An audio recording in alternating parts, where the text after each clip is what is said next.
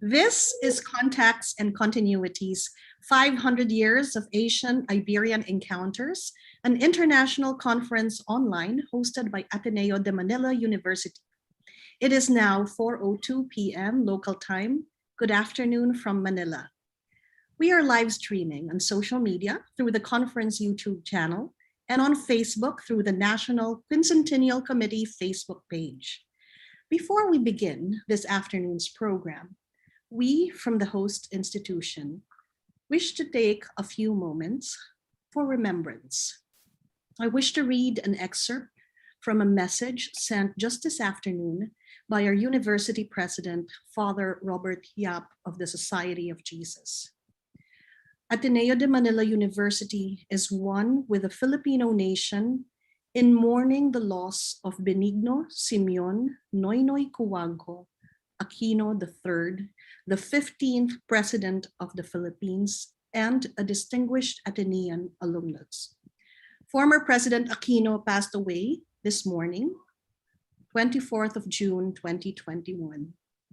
Noynoy, as he was fondly called by both family and public, was a true blue Atenean, completing his elementary, high school, and college education here in Ateneo de Manila.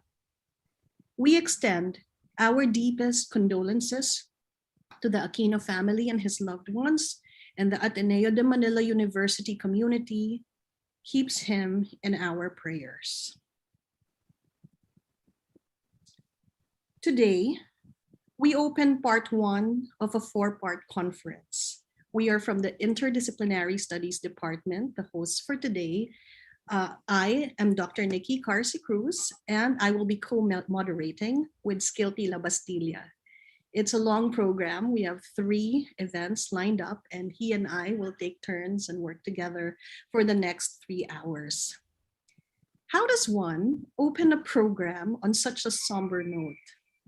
I got to thinking about how, when we lose a head of state, our flags are flown at half-mast.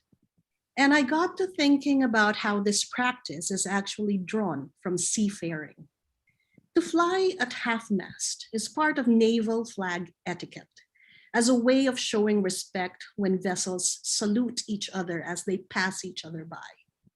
Flags are also flown at half-mast when someone on board has died, or there's a funeral and it's time for the body of the deceased to be sent overboard, and the flag flies half-mast as part of the ritual to bid a final farewell. That we use etiquette from a ship to our practices on land. Imagine a remote school somewhere in the mountains where people have never seen the sea, flying their school flag half-mast at the death of a head of state. This is really a legacy of seafaring. This is the theme of the first part of our conference. It's legacies of culture and history intertwined through space and time. And this is why today's conference opens with a keynote speech from someone who has written extensively about weaving cultures and communication and dialogue among different parts of the world through seafaring. Part one of our conference is a keynote speech. I will introduce our keynote speaker shortly, and he will deliver his keynote speech for 20 minutes, which some speakers call warp speed time. It's really not enough knowing how much people can share, but we want to leave time for a Q&A and a synthesis. The first hour will be devoted just for the keynote. Then this conference will proceed with panels as well. But let me start with part one. Before the panels, we start with the keynote speech.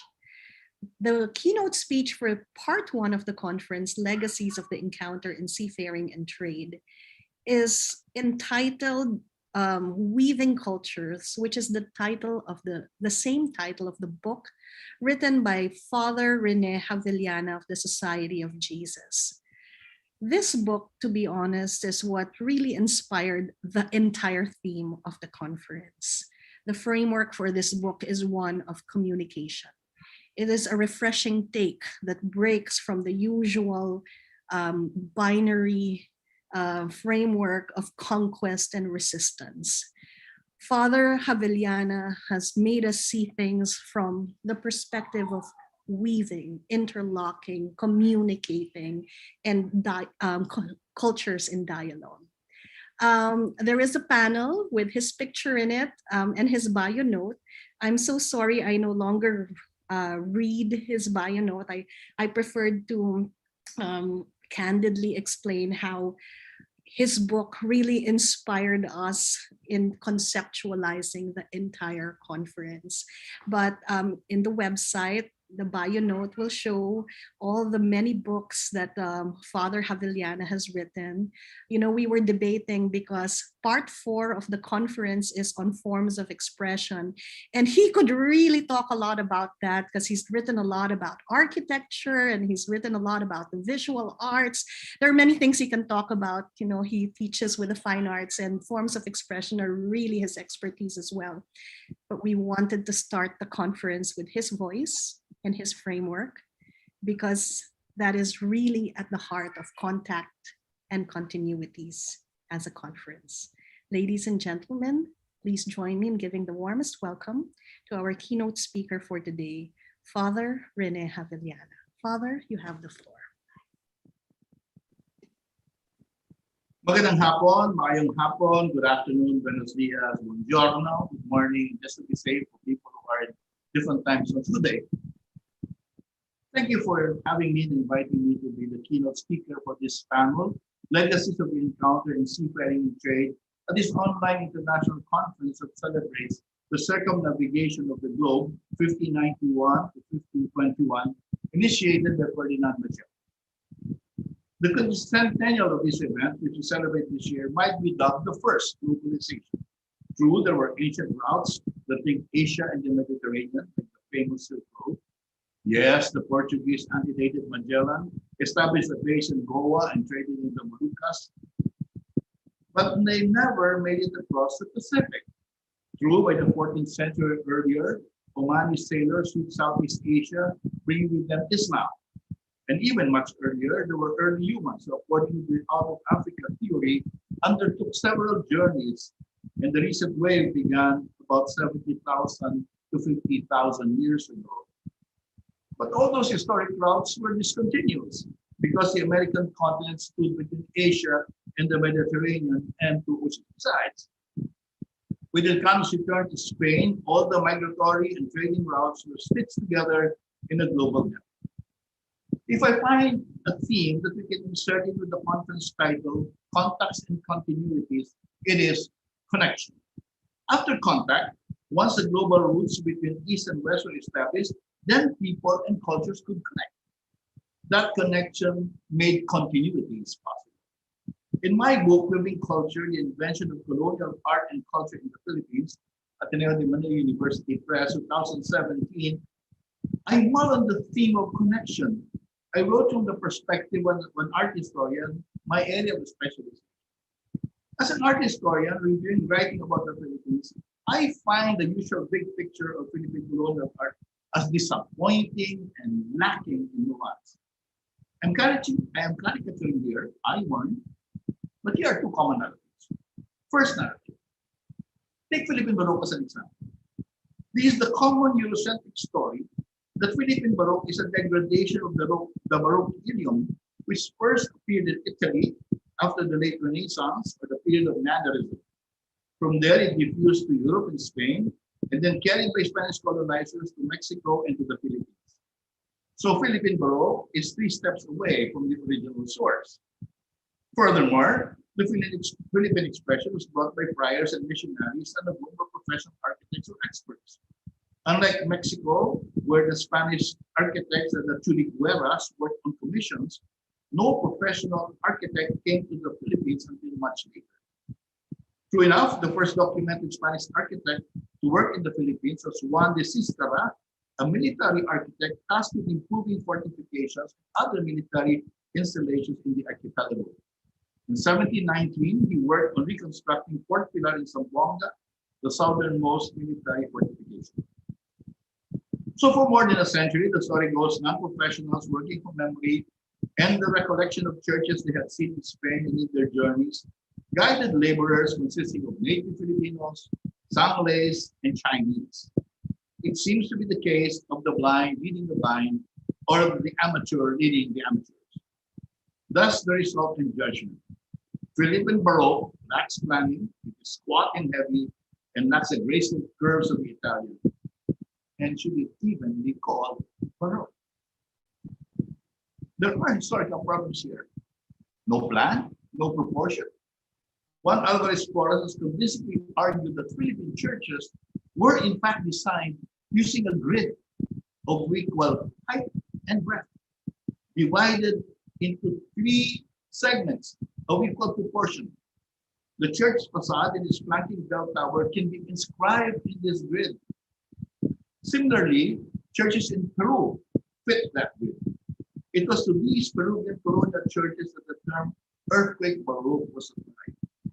So Philippine churches are within the iteration of earthquake baroque as far as proportions are concerned. Furthermore, documentary evidence suggests that the amateur friar was not left to his own unreliable memory and imagination, but he had cribs. These were architectural manuals aptly and lavishly illustrated by engravings. A 16th century edition of Sebastiano Sterio's Books of Architecture is in the University of Santo Tomas Rare Book Collection. In the catalog of this collection, Sterio's book is listed as entry number 159. There's the following details: Venice, Francesco Senese, Eswain Krieger, 1566, 216 leaves, quarto, illustrated, imperfect, several pages missing, folio leaves 150, 194, 195, and several others missed out. Although the book is incomplete and lacks many pages, this volume is profusely illustrated with woodcut diagrams and drawings. Among these are the plans of the Pantheon, Colosseum, temples of Bacchus, and Peace. St. Peter's and various bridges and arches, also illustrated, are the classical capitals and mosaics. The Jesuit Colegio de San Ignacio had a copy of Giacomo della Porta's book on architecture. It is listed in an inventory of Jesuit property sequestered when the order was expelled from the Philippines in May 1768. The whereabouts of that work is currently unknown. Architecture man was an innovation that refused Italian knowledge of architecture in part across Europe. In this, the Italians were imitating the previous classic first century books of architecture, which in fact guided the Italian Renaissance in the classical building tradition. As Vitruvius discussed the three qualities of good architecture, viriditas, utilitas, and venustas: strength, utility, and beauty. A second act. A counter-narrative to this Eurocentric perspective, and again, caricature, is a strain of post-colonial reading. It goes something like this: you wonder why colonial architecture is so inadequate? It is because the people who built them, those Baroque churches, they were no experts in stone construction. They were quite happy with their balay and dwelling made of timber, bamboo, and thatch.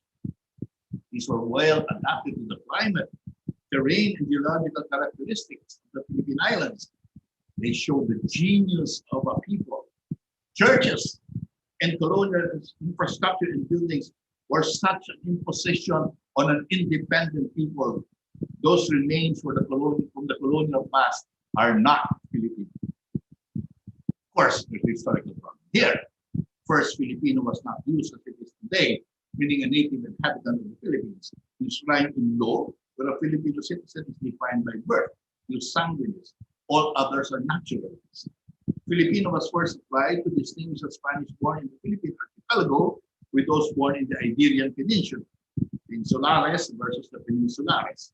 Later, it was appropriated by the mestizos and by nationalists who were seeking for equal rights for the native population or even independence from Spain, as Spain became increasingly and stubbornly intolerant, expressing the actions of governors general. Before the late 19th century, there were no operational or socially charged concept of Filipino as one. Identity was tribal. Tagalog, Ilocos, Visayan, Mindanao, and so forth. Then there's insinuation that today's Filipinos should reject all these foreign incursions, demand apologies from previous colonial masters, including the Catholic Church, to begin anew the task of becoming Filipino. This task will release the Filipino from being victims of colonization. There is here a projection to the past of concepts that matured as the Philippines became free of the colonies. A third and an alternative narrative. Seeing the inadequacies of a Eurocentric narrative and the strain of post-colonial narrative, I asked, might there be a third narrative that's far more fruitful, realistic, and respectful of the past that cannot be erased, but remains as a legacy or tradition to live and contend with daily? For such narrative, I looked at the theme of connection, more specifically, communication. I wanted to read colonization as an era of communication between two parties, the colonized and the colonized. I use a communication model to understand colonial connection and exchange, further refining this exchange by incorporating ideas from the growing field of information or communication design. Com 101 Communication Theory. Before the Ateneo de Manila established the Department of Fine Arts and was attached to Department of Communication for almost 2 decades. Standard in the Com curriculum was communication theory, and the first thing students learn is a model of communication. Namely, communication happens when the sender sends a message to a receiver. Sender and receiver are relational terms. One can become both sender and receiver depending on what you're doing. The message sent has to be decoded by the receiver because all messages are coded or coded. Miscommunication happens when the receiver decodes the message inappropriately. For an appropriate decoding, the world of the sender and receiver must meet because it is in this world of shared meanings that the message can be properly decoded and understood. Information design adds a further complexity. What is sent or message can be data from the Latin datum, given, and assertion with no judgment of veracity. Information is data verified, data subjected to the question is it true or false, or at least can be believed or accepted as true. What is the evidence? Is it reliable? Data becomes then information or fact. Knowledge. This information or fact is related to one structure of understanding, then it becomes knowledge, and finally wisdom, which is an application of the daily life of this information, now related to the structure of understanding. By choosing a communication model to unpack the connection that happened during the colonial era, I have relativized the position of colonizer and colonized. True, there may exist an unequal power differential where the colonizer is superior to the colonized, say in terms of organization, weaponry, or sophistication in brokering deals. At the moment of communication, both the colonizer, the sender, and the colonized receiver are equally vulnerable and exposed to the possibility of miscommunication or failure of communication so that the message gets through. Because sender and receiver are relational terms and relative, one can be sender at one point and at the moment receiver. In communication, the relations are constantly being negotiated. Working then with the communication model restores dignity to the colonized, not found in the two narratives I mentioned. The Eurocentric model denies the possibility that the colonized could be the original creator, with use of the position for copies of test. The second narrative rejects the valid exchange, any valid exchange that happened. Colonialism is a baggage, a heavy burden laid on the shoulders and the back of the colonized, and the legacy is vestige. But exchanges did happen. Miscommunication in the 1583 Synod. In 1582 and 83, Bishop Domingo de Salazar, the first Bishop of Manila, convened the Synod, a series of meetings to discuss issues and problems affecting the church in the colony. On a more positive track, the Synod discussed how to evangelize and educate converts to Christian faith. The Synod decided the language of evangelization should be the native vernaculars. But in choosing the vernaculars, the Synod participant cautioned that some Christian terms might be potentially misunderstood and should be rendered in Spanish or Latin. Thus, Diyos for God rather than Bakala or Laon. The names of the biblical characters like Jesus and Maria and so forth. When it came to baptism, a debate about the appropriateness of the local term binyag, which means to water or sprinkle with water, was raised. Missionaries who are masters in the Tagalog vernacular warned that binyag was a synonym of suna, which means circumcision. As the act was associated with Muslims who were present in the Philippines, the Synod decided to use bautismo or baptismo instead. The Doctrina Christiana, which came 10 years later, writing on the Church's Seven Sacraments, states, ito ang mahal na tanda, ikawawala ng kasalanan nga ng sakramentos. 7 signs that absolve sin of sacraments. And this them out as follows. Ang nauna, ang baptismo. Ang ikalawa ay confirmal and so forth. The first is baptism, the second is confirmation. So the 1593 Doctrina apparently affirms the recommendation of the Synod as it uses Spanish terms for what it judges to be rendered could not be rendered accurately by the native vernacular. This is not quite so really, because when you read further in the Doctrina and you enter the question and answer section of the Tanungan to the question, ano kaya ang Kristiyano? The answer is, ang binyagang sumasampalataya sa aral ng Diyos at ng Santa Iglesia natin. What indeed is a Christian? And the answer, the one baptized who believes in the teaching of God and the Church and Mother. There's a slippage here. Here the list of sacraments names baptismo. But they did apply is binyagan. So a decade after the Synod was binyagan losing its connection with Suna. Apparently so. And that connotation that vanished altogether by the 17th century. Textual evidence shows that such a connotation had disappeared when the Franciscan Pedro de San Benaventura wrote Vocabulario de la Lengua Tagala. He gave binyag the meaning simply of baptism. So too did Miguel Ruiz, who died in 1630, released his unpublished vocabulario in the entry of binyag, gave its first meaning as baptism and went on at length to explain its usage, citing the example of John the Baptizer. Father, sorry, excuse me. We think it's a bit muffled. Can you try? You were very clear during the test run, but we received feedback that it's not very clear for some of the. Can you try speaking again?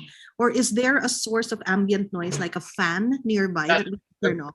Probably I should turn off the fan. Yes. Just give me a minute or so. Yes. Okay. Thank you. I didn't want to interrupt you, but we really are straining to hear. We could hear a little bit, but the ambient noise, I think, was not there earlier when we did a test run. While we're waiting for Father Rene, everybody, we encourage you to please type your questions as soon as you think of them. We will collate any questions you may have. You can type them on the chat box. And even for our viewers from social media, we will have community managers who will be monitoring the comments page of the YouTube site, as well as the comments on the Facebook site of the National Quincentennial Committee. That page is monitored by our community managers. So if you have questions that you would want us to relay to our speaker as best as we can, we will try to accommodate.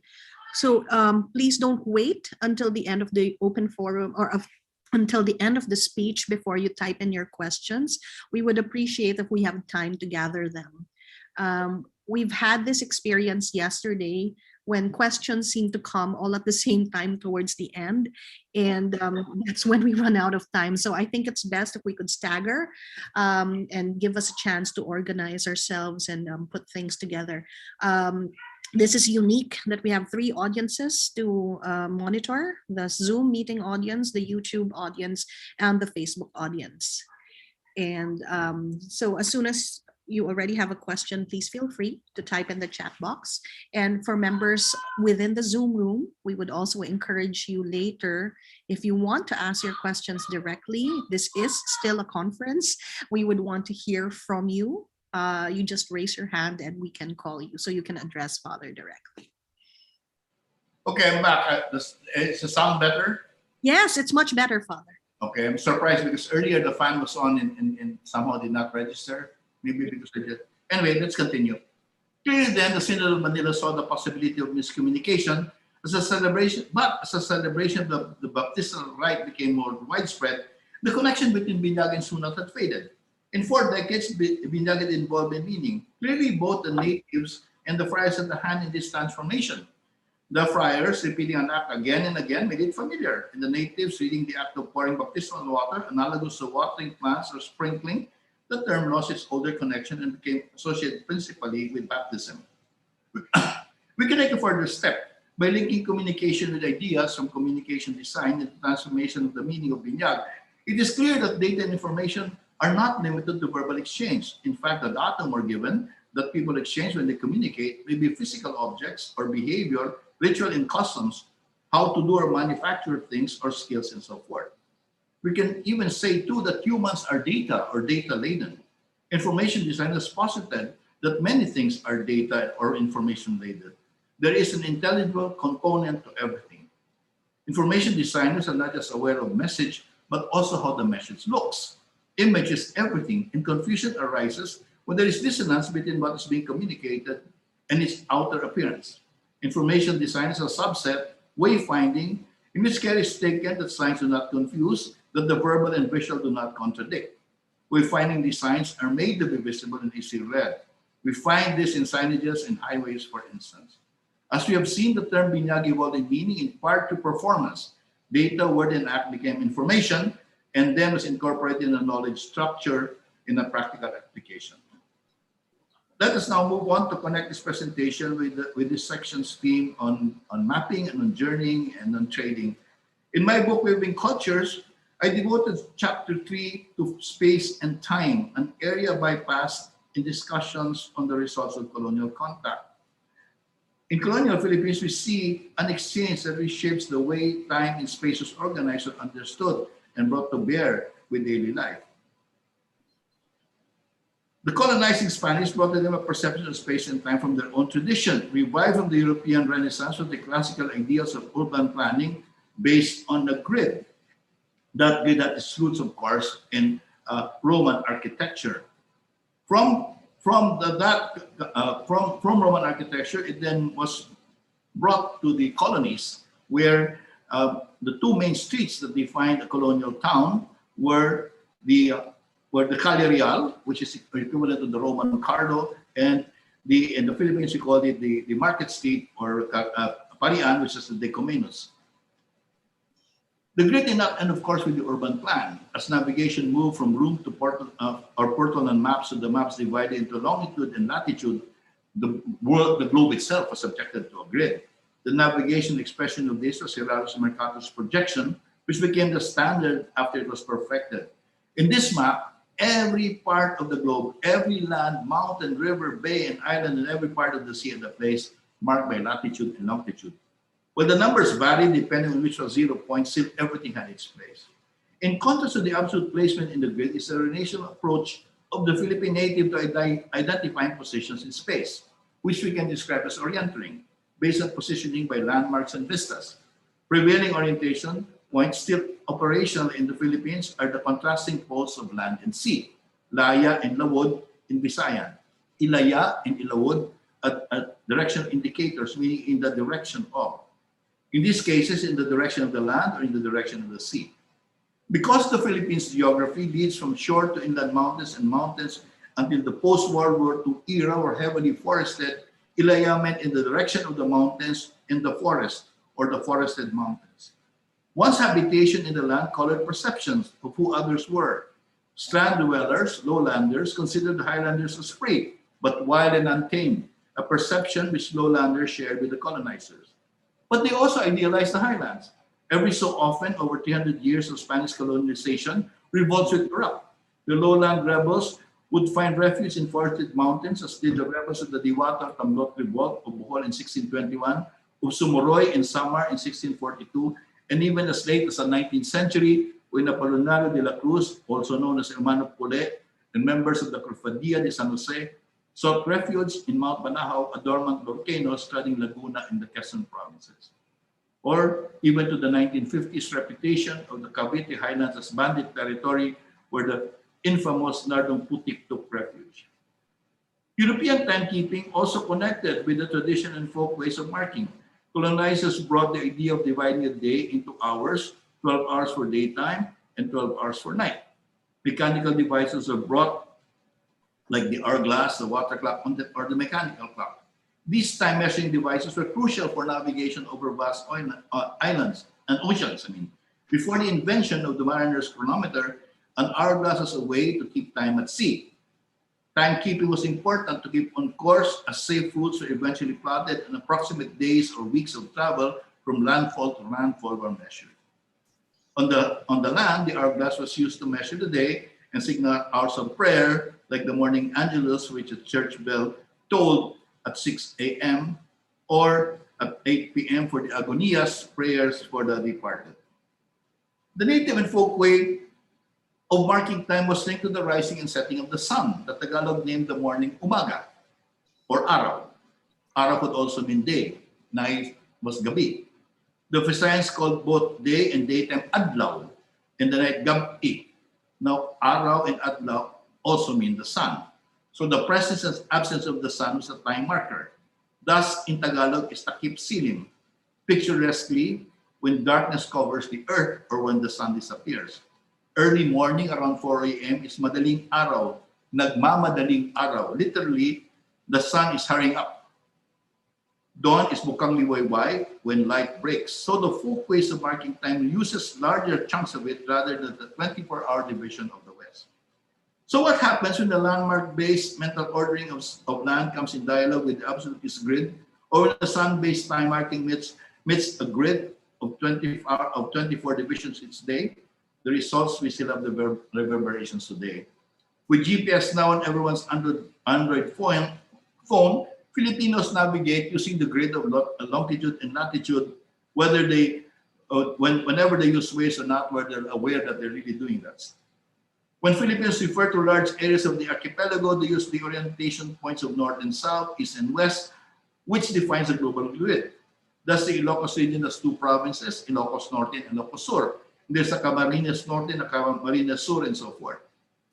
Well, this is so that this way of entering still holds in areas where the GPS won't work because radio signals from mobile or cell site towers or from Earth synchronous satellites are weak. Filipinos still rely on people they meet, say tricycle drivers parked at a tricycle stop, who will typically give a response when asked for directions that goes something like this.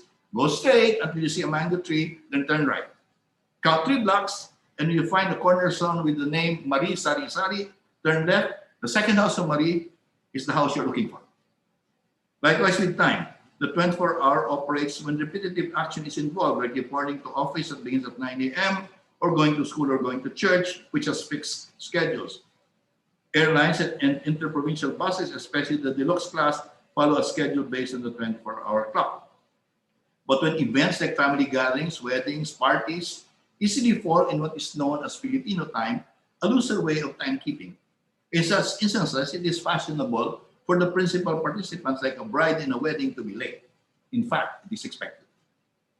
So what has happened here in the contact, the connection, and communication between colonized and colonized? It is clear that the voice of the colonized was not entirely suppressed. It persisted as a counter-trope to the colonizers. So in dealing with space-time, the Western approach and the traditional native approach persisted. Whether these two operated side by side or whether the Western approach became one superimposed on the native can be debated. But the two systems operate, but in different circumstances. On the macro level of delineating boundaries or traveling with the assistance of GPS, over large numbers of people are involved beyond one's family or kin, like school, whose calendar and schedule are supervised by national agencies, the imported Western system prevails. But on a smaller scale of village, or in the context of familiar surroundings, the traditional folk system prevails. We can go review other ways of connection, but suffice these examples to jumpstart this section of the conference. Thank you for giving me your time and for listening, and do have a fruitful exchange. Maraming salamat po. Thank you very much. Gracias a todos. Grazie. Thank you very much, Father Rene. And so now, Skilty and I will be helping each other with the Q&A. He'll help me monitor and also look for questions. In our chat box, we have a message. It says, wait, the person who typed this message, Paulina, do you want to read it for us? Just to give us the feel of a conference. Yeah.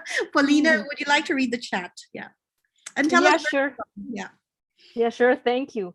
Well, first of all, congratulations, Father, for this very interesting presentation. At first, there was some echo, and I couldn't understand all of your presentation at the beginning, but then it was better. You know, I have your book, Casa de Dios, which I took to Mexico some years ago, and it's really interesting. I think that the metaphor you use of weaving cultures is really powerful to explain the name of this panel, the legacies of encounter in seafaring trade. I have a very particular question. I don't want to take much time in this, so I'm going to read it. You know, I'm writing a book of the Manila earthquake in 1645, the San Andres earthquake. And in your presentation, you mentioned something of the earthquake baroque movement or earthquake baroque tendency in the Philippines. So what I've seen is that after the earthquake of 1645 in Manila, there were some political measures that the Spanish administration took, such as the use of the aligi, or in Spanish, arigues. Then I saw that many of the churches after the earthquake were built with this big, solid buttress, or contrafuertes in Spanish. But I have not seen many information about the earthquake baroque, which you mentioned in your presentation. So I'd like to know if there is enough, if the earthquake baroque movement is enough studied in the Philippines, and if you could suggest me any bibliography. And that's all. Thank you very much. But the term earthquake baroque is really a construction of art and architectural historians, so looking back into the past and trying to make sense of the different shapes of what had become constructions during the Spanish colonial era. The people probably of that time did not use the term, but certainly there are some characteristics that are now being revealed, especially with the recent earthquakes that occurred in the Philippines. Some of the internal structures of churches were actually revealed. There's a term that appears in church inventories, referring to a kind of wood which is called martillo. Martillo, of course, is Spanish for hammer, and people could not really figure out what they meant. So they said there was a martillo on top of the church. But after this earthquake, in some churches, what was revealed is that the very stone structure of the church, inside there was a wooden frame of very strong beams that rose vertically. Okay, and then on top they were connected with another piece of wood. Okay, so this piece of wood was known as martillo because the beams that created the roof of the church was hammered into them. That's my conjecture. Why was it called martillo? Because they hammered the kind of the A-frame into this. This kind of construction was a response to earthquake. And when you think about it, that it's basically a lintel and post construction hidden inside the mamposteria, hidden inside the cementation of the stones of the church. So here is one attempt really to meet earthquakes. So that in effect, what those colonial churches did was they transferred really the weight of the roof not on the walls but to these beams that were connected to this horizontal beam, and then supported by a vertical beam. So the weight of the roof was really transferred to that, and this is the reason why a lot of churches have survived over years of earthquakes and so forth. So yeah, but there must be more studies of this done locally in the Philippines, and some of the knowledge that I have of these things is because I have worked very closely with the National Museum as they're restoring churches in the Philippines. I just before the pandemic, I came back from G1 in Samar, and so the work of restoration there, and really appreciate what they're doing. We've, we, we've learned a lot, in the sense that the earthquake teaches us something about how things were built in the past, which have not really been clearly documented. Or if it's documented, well, we don't know what they mean. Like the contrafuerte in the Philippines is called estribo. I don't know why. Instead of contrafuerte, it's called estribo. The battersing is called estribo in the Philippines. Father Rene, we have a question from YouTube, but people in the Zoom room, if you want to be the next to ask a question, you can either raise your hand or type the question in the chat box and I'll get to you. But I'll entertain one from YouTube comment section. Were there ways in which the pre-colonial concepts of time influenced the Spanish and other foreign nationals who were based in our country? Well, I can talk about something analogous, and maybe we could apply to this. I will talk about the Dutch experience. The Dutch experience in Indonesia, the Dutch complained that the Dutch who had gone to Indonesia had assumed the habits of the Indonesians. They like to go around lacing around, wearing the sarong and taking the grand time, So I suppose something like that did happen. The tradition of the Spanish to have a long siesta in the afternoon, okay, fitted perfectly with this sense that time is not necessarily to be counted 24/7. If you're tired, you rest. If you're hungry, you eat. So I suppose there was, but again, since I'm coming from the perspective of history, I haven't seen writing about that. Although in the 19th century there are travelogues, and every now and then you get a glimpse, like the travelogue of this guy Alvarez, who writes about going from Manila to Laguna, and you read some things there, which tell you about how people live and how the Spanish should come to the Philippines, who were living among the people, how they live. So basically, what you see there is a kind of an accommodation with the existing culture. Okay. While there are no hands raised yet, let me check. Okay. There was a question here. What is the advantage of using the metaphor of weaving over the more usual terms hybrid or adaptation? When you weave, you basically have two pieces of thread. Okay, one the vertical, you call that the warp, and you call this the weft. I have a piece of weaving here from Nardas in Baguio, warp and weft. Okay, the threads, warp and weft, okay, of different colors, have different intensities. And in a sense, you don't know what's gonna happen until the textile is finished. It's when the textile is finished that a third image appears, a third reality appears. Okay, so I like that idea. I also like the idea that of weaving, because sometimes when you think of hybrid, like if you hybridize, let's say, I have pet chickens, okay, and I like to hybridize them. And usually you're just talking of two entities, male and a female. You put them together and boom, something comes out. But weaving, there are many threads, many influences. They weave in and out. So that's why I've used the term weaving, because in a sense that's what we're happening. That's what we're doing. We're getting a thread here, a thread there.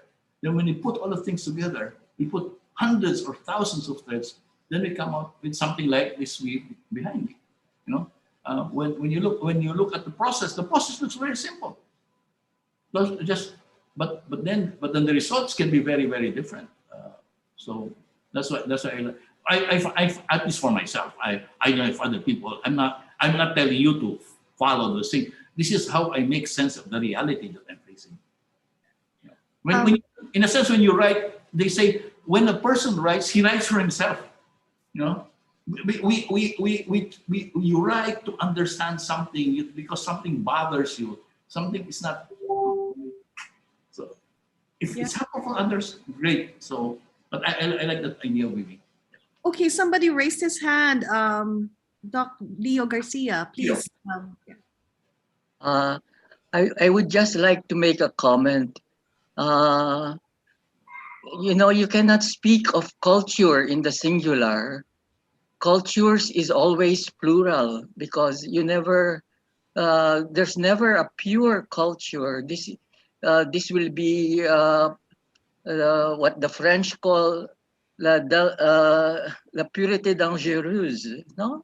So it's always uh, we are always already in contact with other cultures. Nobody is isolated. So uh, that's just a remark, and that's why I think the weaving metaphor is very appropriate. We cannot speak of Philippine culture or national culture. Already we are uh, I mean we unless we have been isolated. So I think that's very very important at the beginning. Thank you. Thank you, Doc Leo.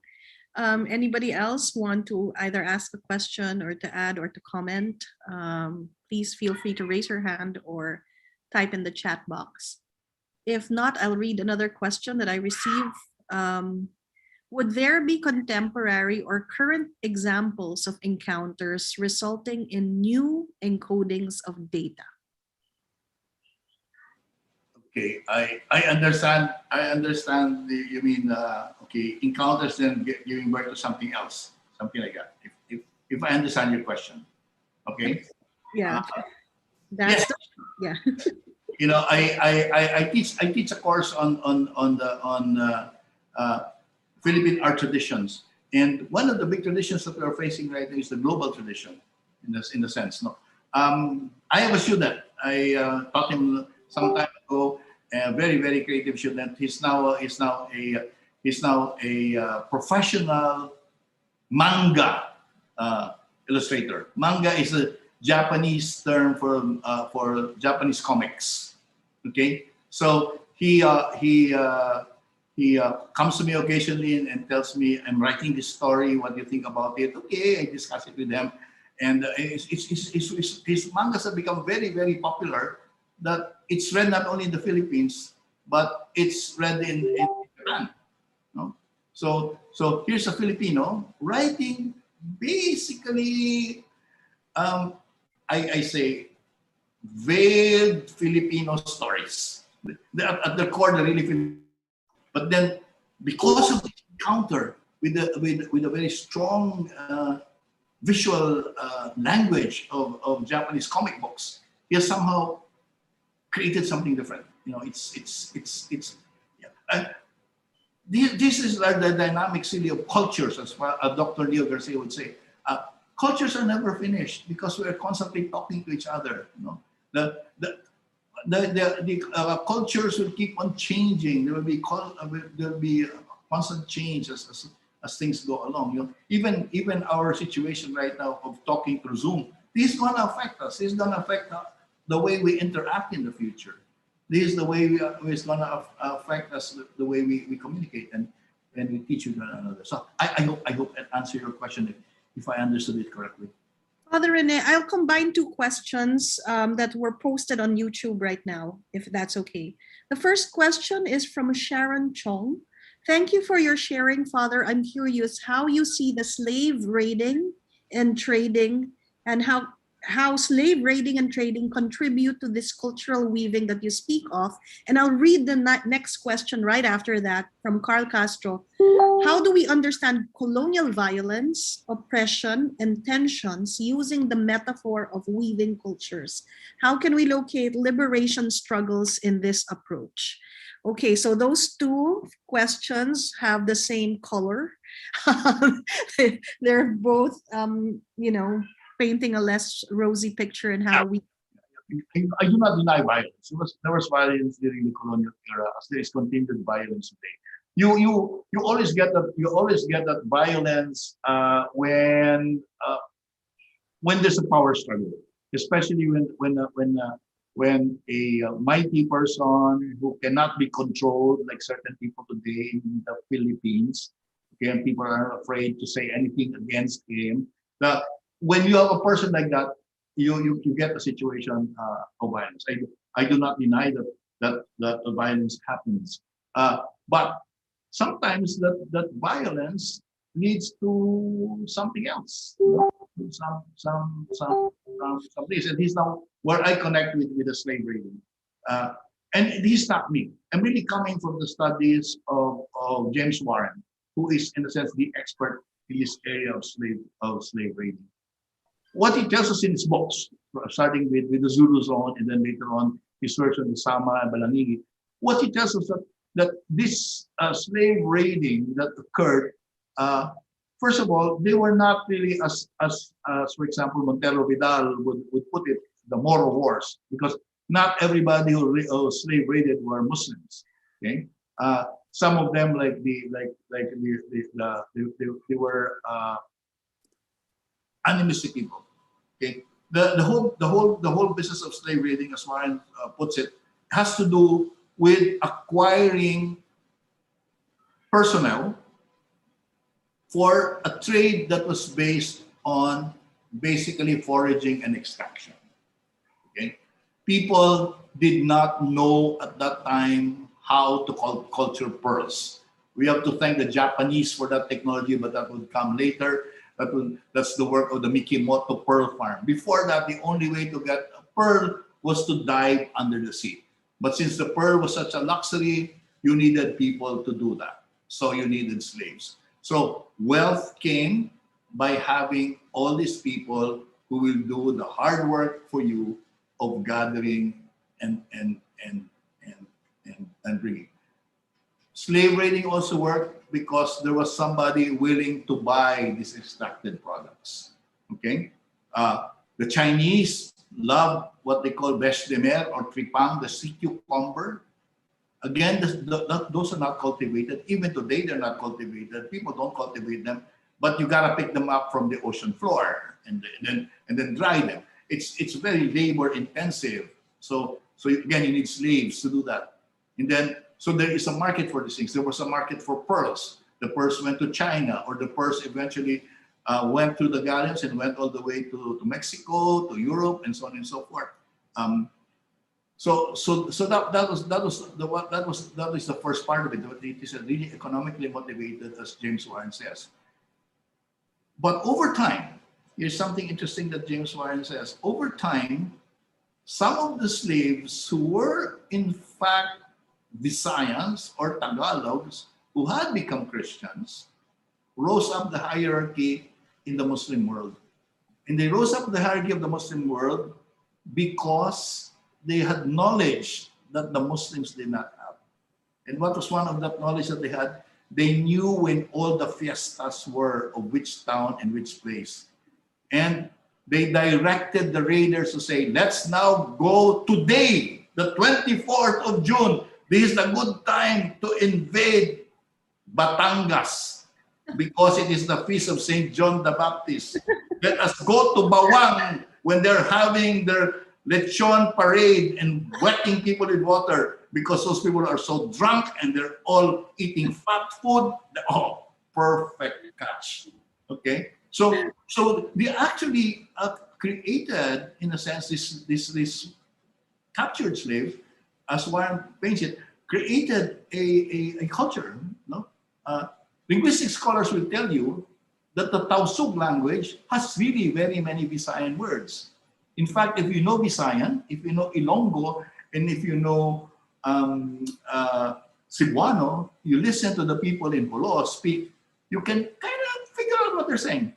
Because, and the reason seems to be that the present Tausug, although they say we're Muslims, we are very different from you, the fact of the matter is that if you test them genetically, a good number of them are actually Visayans, or a mix of the Visayans. So this again is another weaving. Violence, okay? Violence forces people to come together whether they like it or not. And it is in that coming together, in that connection, that then something happens. that then culture is created. So so Yeah. whether the connection is benign or whether the connection is forced, you know, Connection is made. the connection is made. Father, time is almost up, but we have one last raised hand. Can we still accommodate? Sure, sure, sure. Okay. Noel, you are raising your hand. Yes, hi. Just with regards to the question of weaving and raiding, actually, when you raid and the influences, we have to think of the people who were raided, and at times the raiding would, I mean, it's not just men, right? You also raid women and men, and they bring in their own cultures into the cultures that raided. And so you can see, for example, in archaeological artifacts, for example, the influence of pottery making, the design, and even of weaving. Because who weaves? I mean, if we look at that, and it's the women, and so they come in, they bring in not only their language, their way of dressing, but the day-to-day life, the things that they, so that when you talk about interactions and encounters, raiding and bringing in one person, for example, you bring in entire languages, entire cultures into a different cultures. So when Father Rene spoke earlier about the Sulu Sultanate with the work of Jim Warren, but we also have, even before pre-Hispanic times, you had raiding. You have the works of Juncker, for example, who looks at the grave sites to look at influences of other cultures on these cultures. And Alcina speaks about that as well, of entire communities that were raided from elsewhere and brought into the Visayas region, and how they have changed the Visayan culture that is there. So, and raiding is part and parcel of Southeast in different parts of Southeast Asia. And you can see that even in terms of weaponry, in terms of dress and all. So I just wanted to point out, even in Visayan society and of course Tagalog society, all those who raided, you bring in also other cultures, and they incorporate also, or bring in their own backgrounds into the system. That's all. Thank you. Thank you. Thank you. Sorry, Father Rene, parting shot. Yeah, well, I just would like to add to what Noel said. Like, I don't know if a lot of people know this, but when one of the major raids done by Narciso de Claveria on the Sama de Belangigi, trying to look for the leader, Paglima Taupan, he did not find the leader, but decided to do something which is almost very biblical.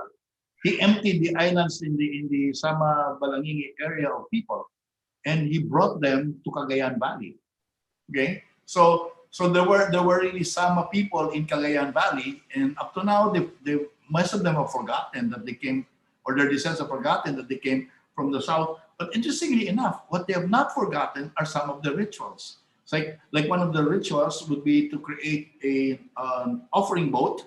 They make a boat, and then they put offerings in it, and certain times of the year they would let it sail down the Cagayan River, as they would have done in the sea way back there in the southern Philippines. So really, when you look at cultures, the complexities of people moving around and exchanging and connecting, I think this is what makes the encounter fruitful and exciting for people who want to understand the richness and complexity of this era that was opened up when Ferdinand Magellan crossed the oceans. So with that, Father Rene, thank you very much for your keynote speech on weaving cultures. You see, weaving is a very powerful metaphor. It is brilliant in many ways. It accommodates all sorts of colors, from something sunny to blood red to dark. And there are threads that persist threads that fray. There's some interlocking involved, some intertwining, but there are very good things that, the threads that continue, folk ways of marking time, ways of giving directions. There are all sorts of threads, new and old, that are all part of the same picture that emerges. There's tension in weaving that is required in the act of weaving, and that is what makes this a very brilliant metaphor. Thank you very much for starting our conference with that. It's 5:02 p.m., so we will close our first part of our program. We will take a 2-minute break, but let's give a virtual round of applause to our keynote speaker. Thank you very much, Father Rene. Thank you. Thank you. We'll have 2-minute break. You can talk or have coffee, go to the restroom. We'll come back after 2 minutes to start the next part of the program. Thank you, everybody.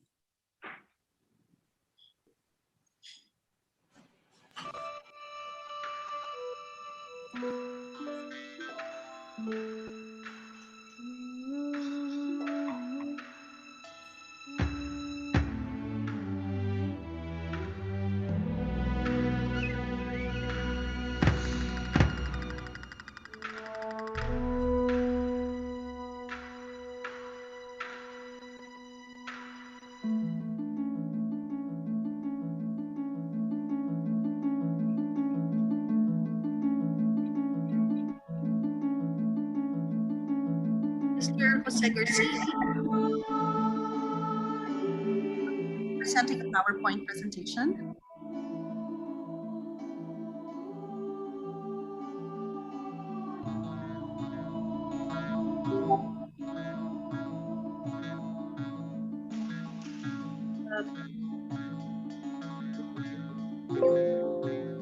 I'm about to call you next.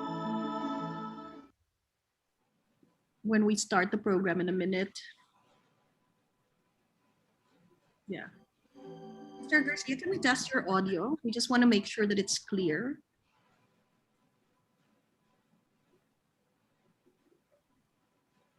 We can't hear you though. You're not muted. Yeah. Sir Garcia? Jose Garcia, Yes. you listen to me? Yes, we can hear you. Good. Good, very good. In Portuguese or in English? Will you present In English. I will try to speak in English. I can try to put a PowerPoint in this minute. Okay, but it's okay. I'll call you in. We're going to start in 1 more minute. We'll start at 5:05. Okay. Just be ready. Thank you. Okay, thank you. Okay, 5:05 it is. Let's share the PowerPoint skill key for part 2.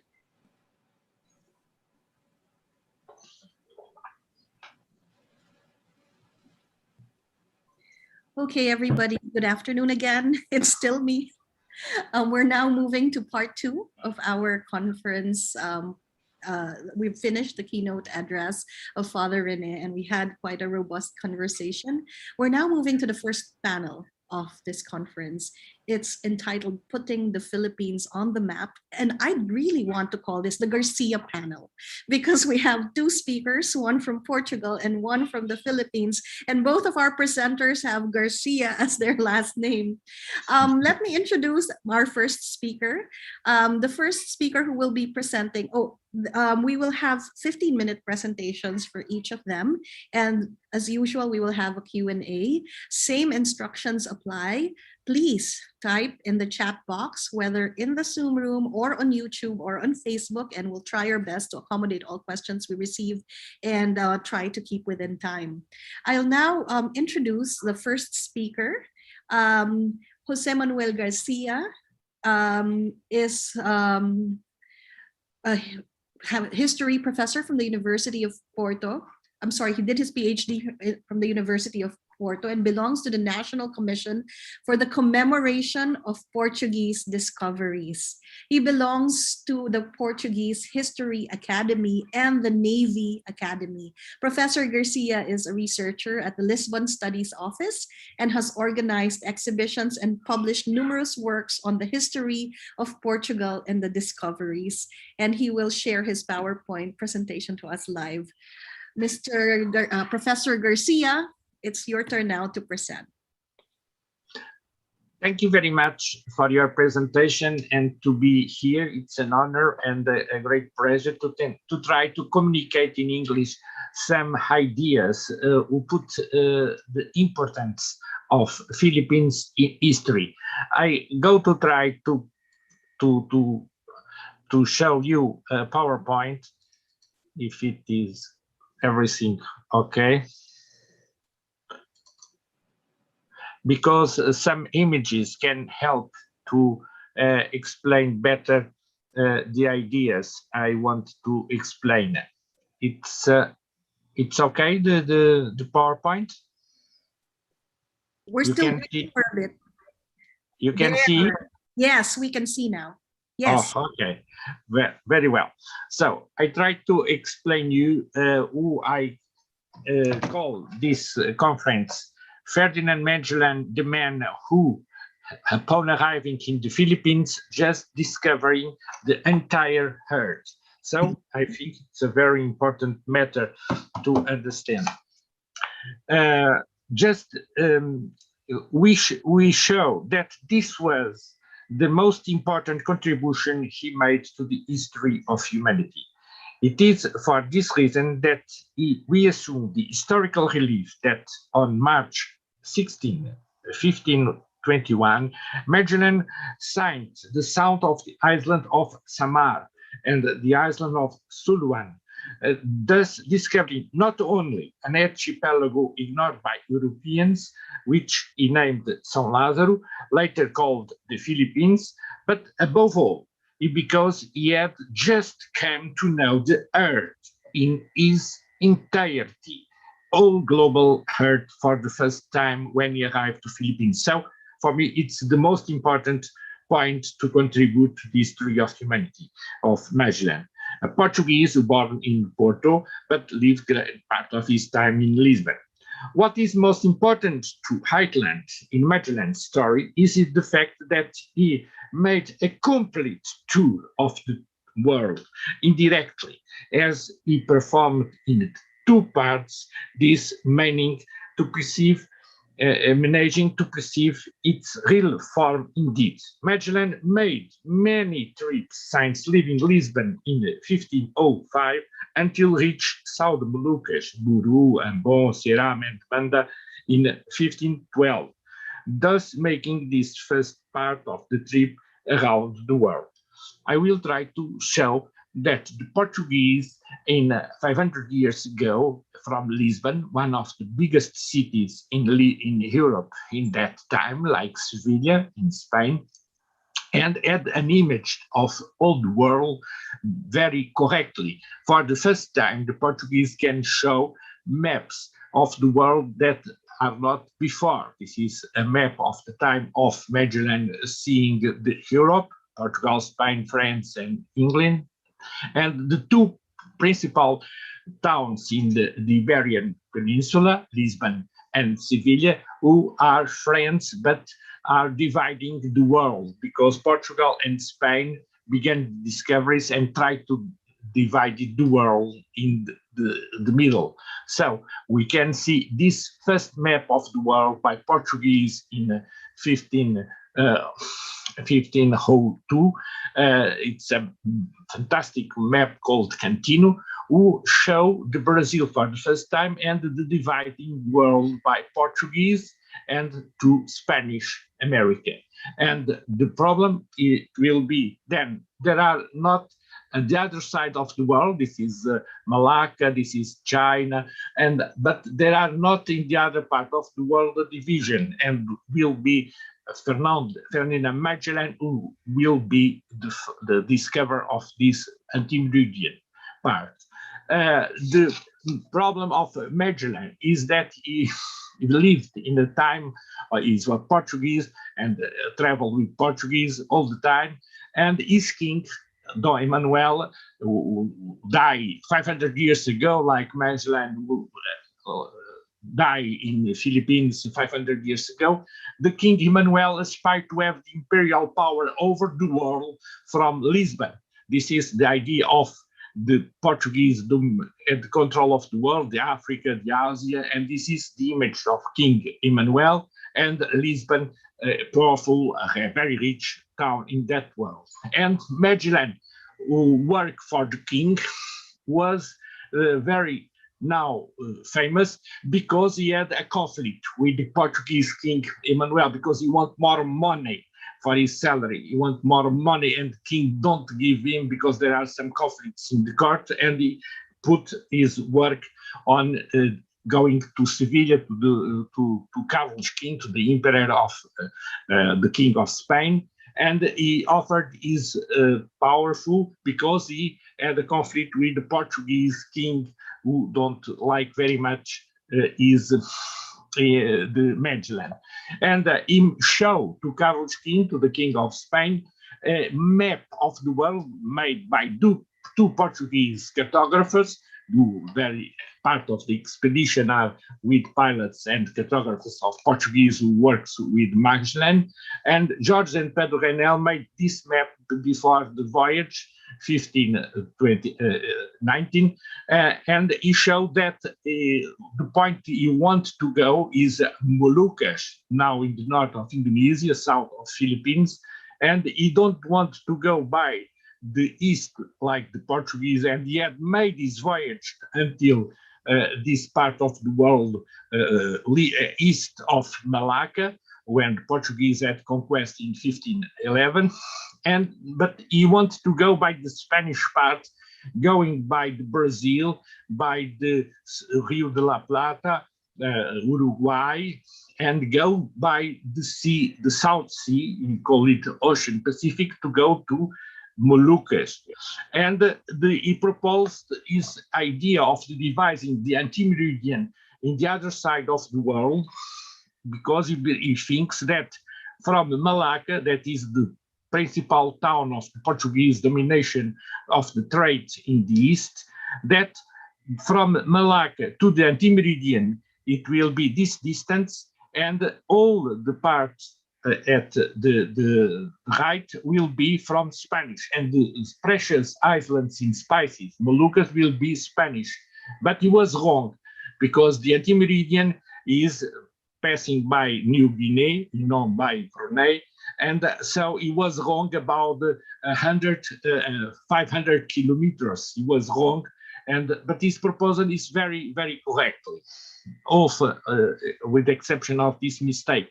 But really, Magellan had made the fantastic trip of the world, sea voyage of the world, because he was the most fantastic discoverer of the world, because he made a voyage about 20,000 kilometers measuring in the Ecuador,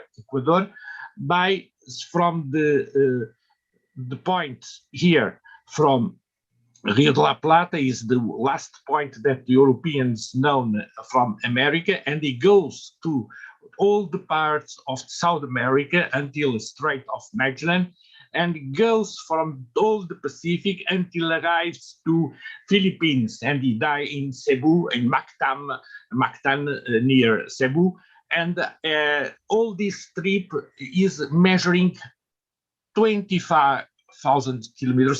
This is the meaning that it's half of the world he discovered, because the Europeans and the world don't know very well the face of the world.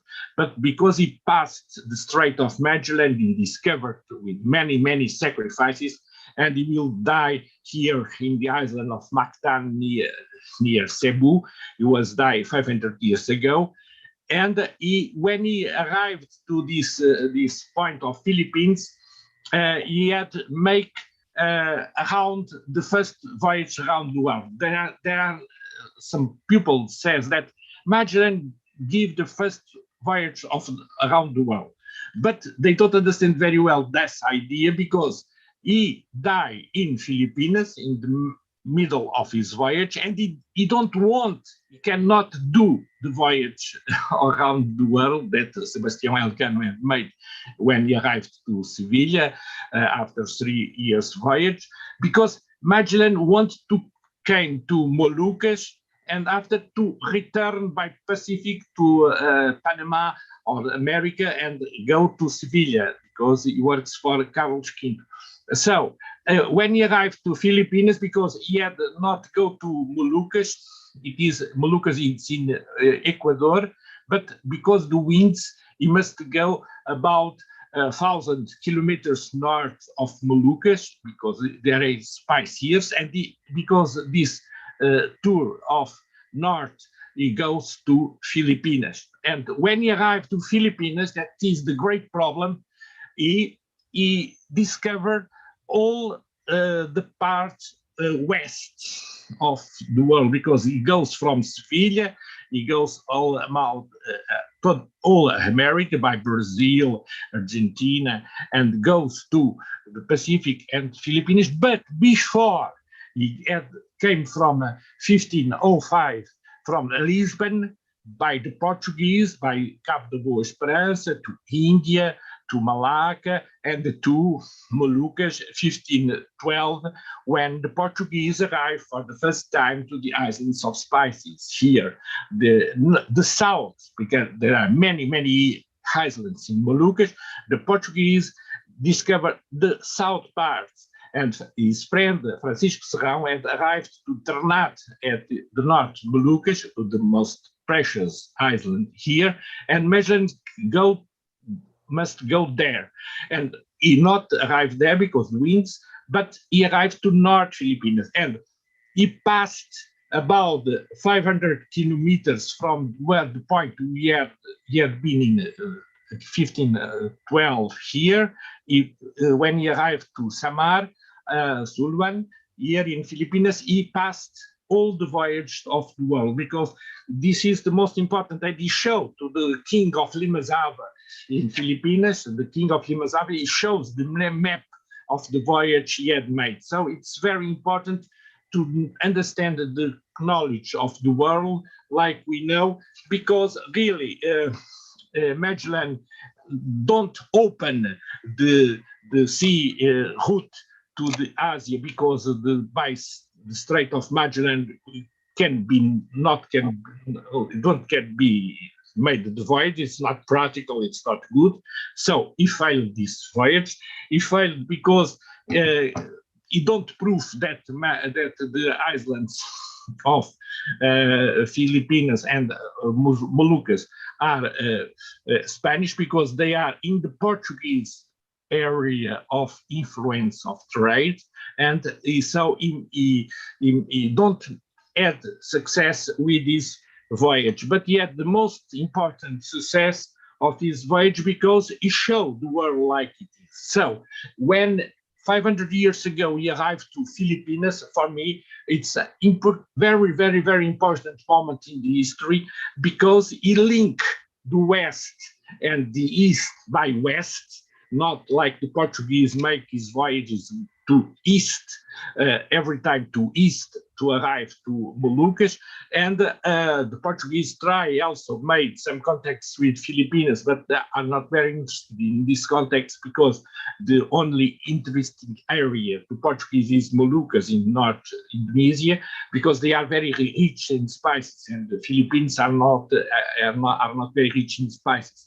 So the Spanish will start to occupy to start domination of Philippines, because they had make this voyage of Magellan, who works to the Spanish, as I explained. So the Portuguese had some rivalry with the Spanish, because Portuguese and Spanish are very friends, but the interests of economic is very, very different. So the interests of economy divided Portuguese and Spanish.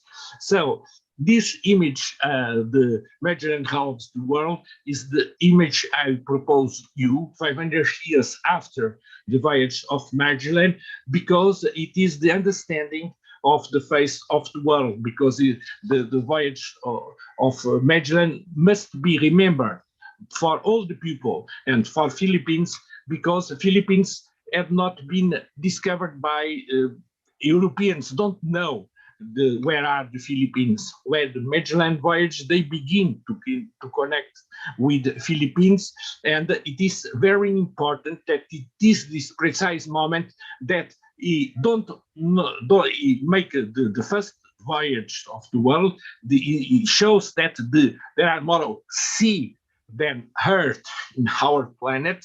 This demonstration is fantastic because he discovered all the ocean Pacific.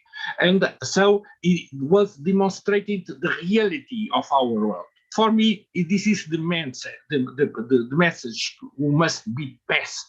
Philippines enter in the European and world history because obviously everybody knows that Philippines by China and to Thailand and many important trade with the area of Asia, but in Europe and the rest of the world, they don't know Philippines. And to Magellan, make Philippines enter in the world history. And this is, for me, a symbolic beginning of the globalization, because for the first time, all the earth is known. This is the message, not because if we analyze this very well, the reality of Magellan, we will be very sad because you don't arrive, they don't prove that the Philippines, Moluccas are Spanish because they are Portuguese, but the measures of longitude are very difficult. Even so, a pilot of Magellan, Francisco Albo, shows that he understands that he had passed 9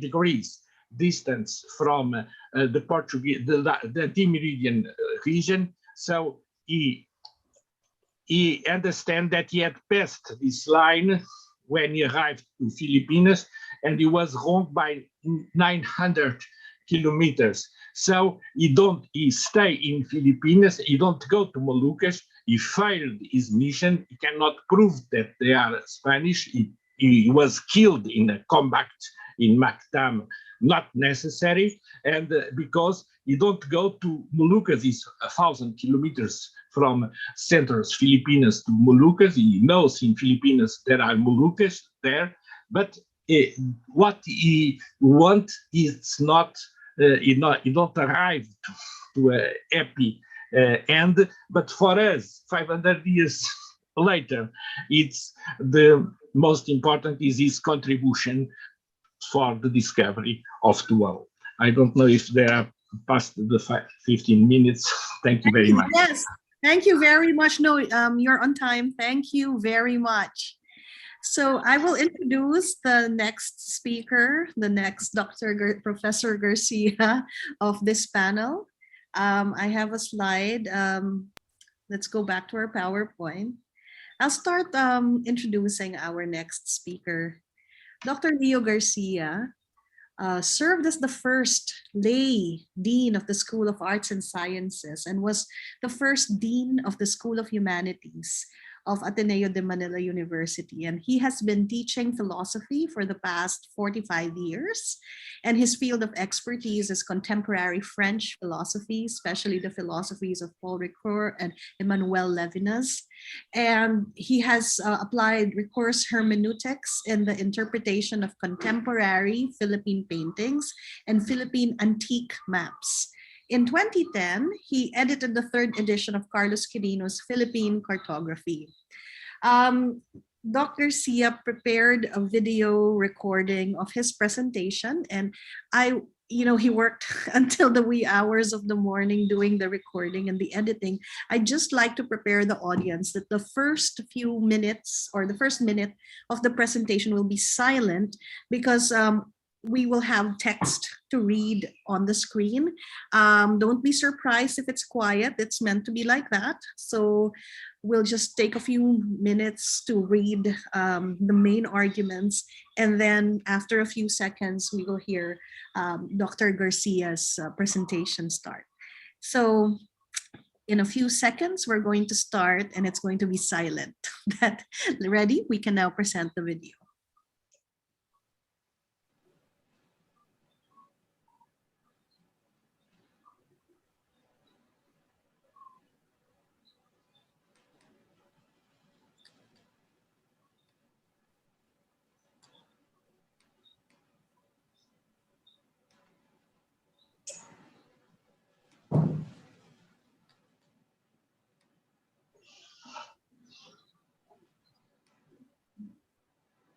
Maps help us find our place in the world.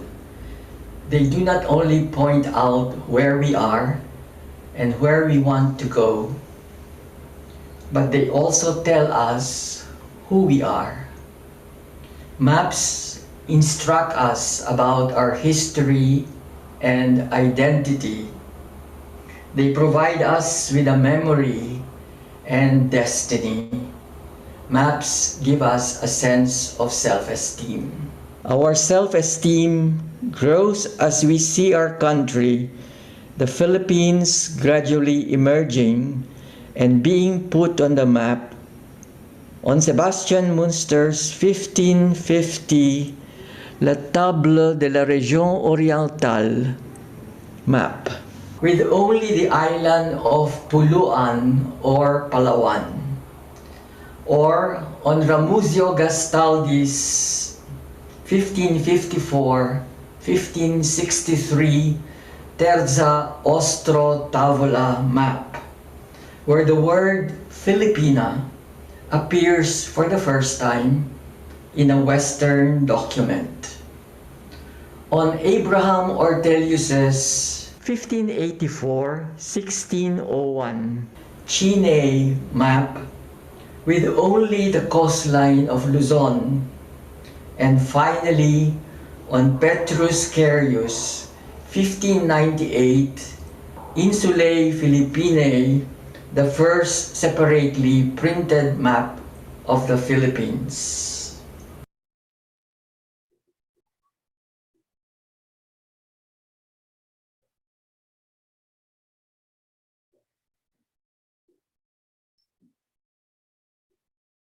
To appreciate maps, it may help us look first at Peter Bruegel's 1558 painting of the Fall of Icarus, which is in the Museum of Fine Arts, Musée des Beaux-Arts in Brussels, Belgium.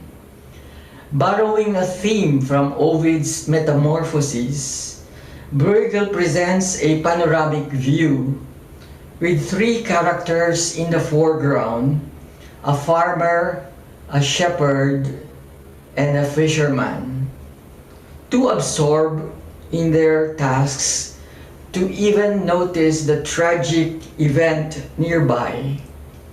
Icarus and his father, Daedalus, imprisoned in the palace of Minos.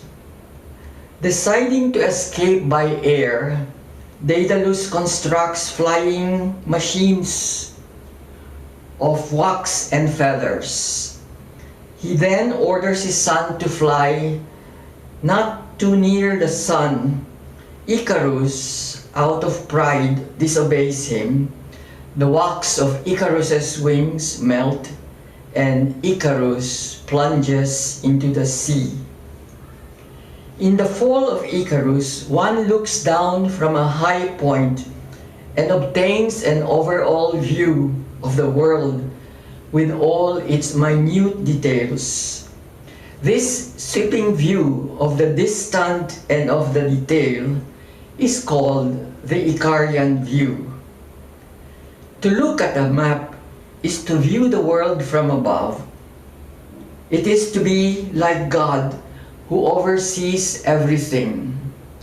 To oversee everything is to be everywhere, to experience the power of controlling everything and everyone.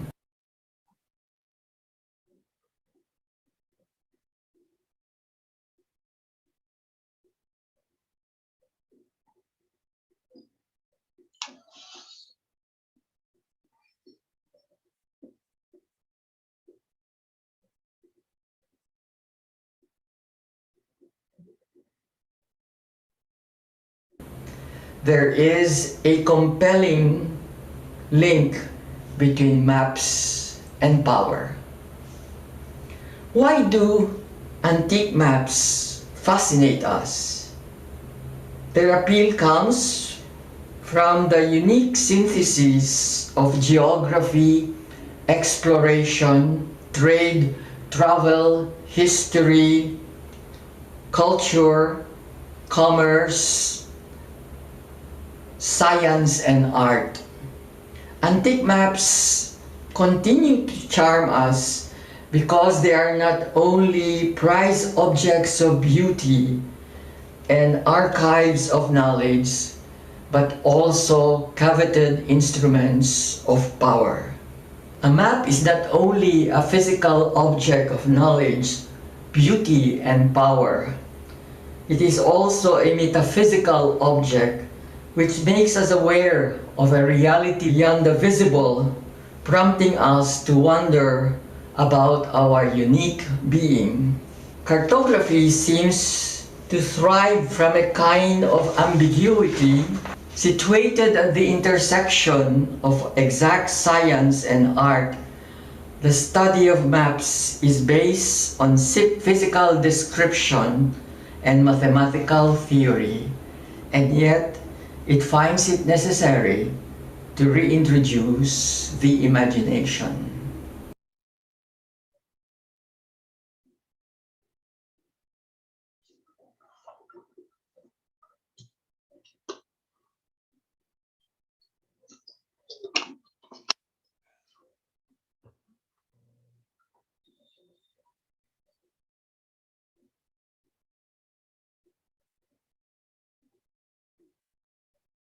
A map represents, or more aptly, presents the world.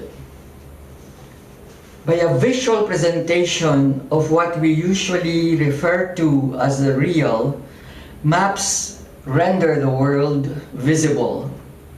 But maps do not only reveal, but also conceal. There are silences in maps.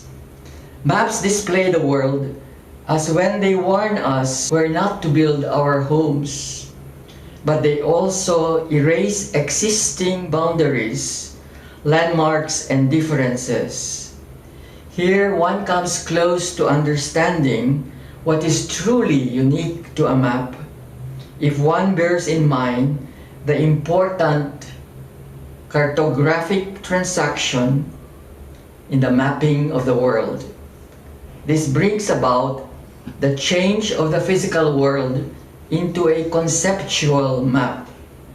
It should not surprise us then that maps can be used to serve the ideology of conquest, the rhetoric of nationalism, or the politics of cultural differences. Three conceptual stages comprise the cartographic transaction. A first stage where space is measured. A second stage where space is visualized. And a third stage where space is narrated. This conceptual trio of number, image, and text accounts for the conversion of the natural world into a mental map. In the first stage of measurement, the land surveyor, standing on the highest vantage point, maybe a hilltop or a church tower, obtains accurate calculations of the landscape. With the surveyor's tools, the space of the world becomes quantifiable and mathematizable. In the second stage of visualization, the map maker creates images that later circulate in society to lure people to a life of adventure, to stir up their pride of place, or to strengthen their religious fervor, to convey the thrills as well as the perils of the age of exploration. The map Indiae Orientalis of Bruegel's friend Abraham Ortelius abounds with narcissistic mermaids, sea monsters, and a sunken galleon. The 1613 Gerard Mercator Iudocus Hondius Insulae Indiae map, which puts the Philippines at the very center of Asia, shows two ships, Spanish and Dutch, firing at each other. It shows Spain's naval defeat in the sea battle of Manila Bay between Admiral Olivier van Noort and Dr. Antonio de Morga in 1600. In the 1744 small version map of the Spanish Jesuit Father Pedro Murillo Velarde, we see St. Francis Xavier approaching the island of Mindanao, bolstering the 18th century fond belief that this apostle of the Indies set foot there. The map makes accessible not only a space for exploration, conquest, missionary activity, but also for commercial adventures, as indicated by the maritime trade routes on many maps, like the 1748 George Anson map.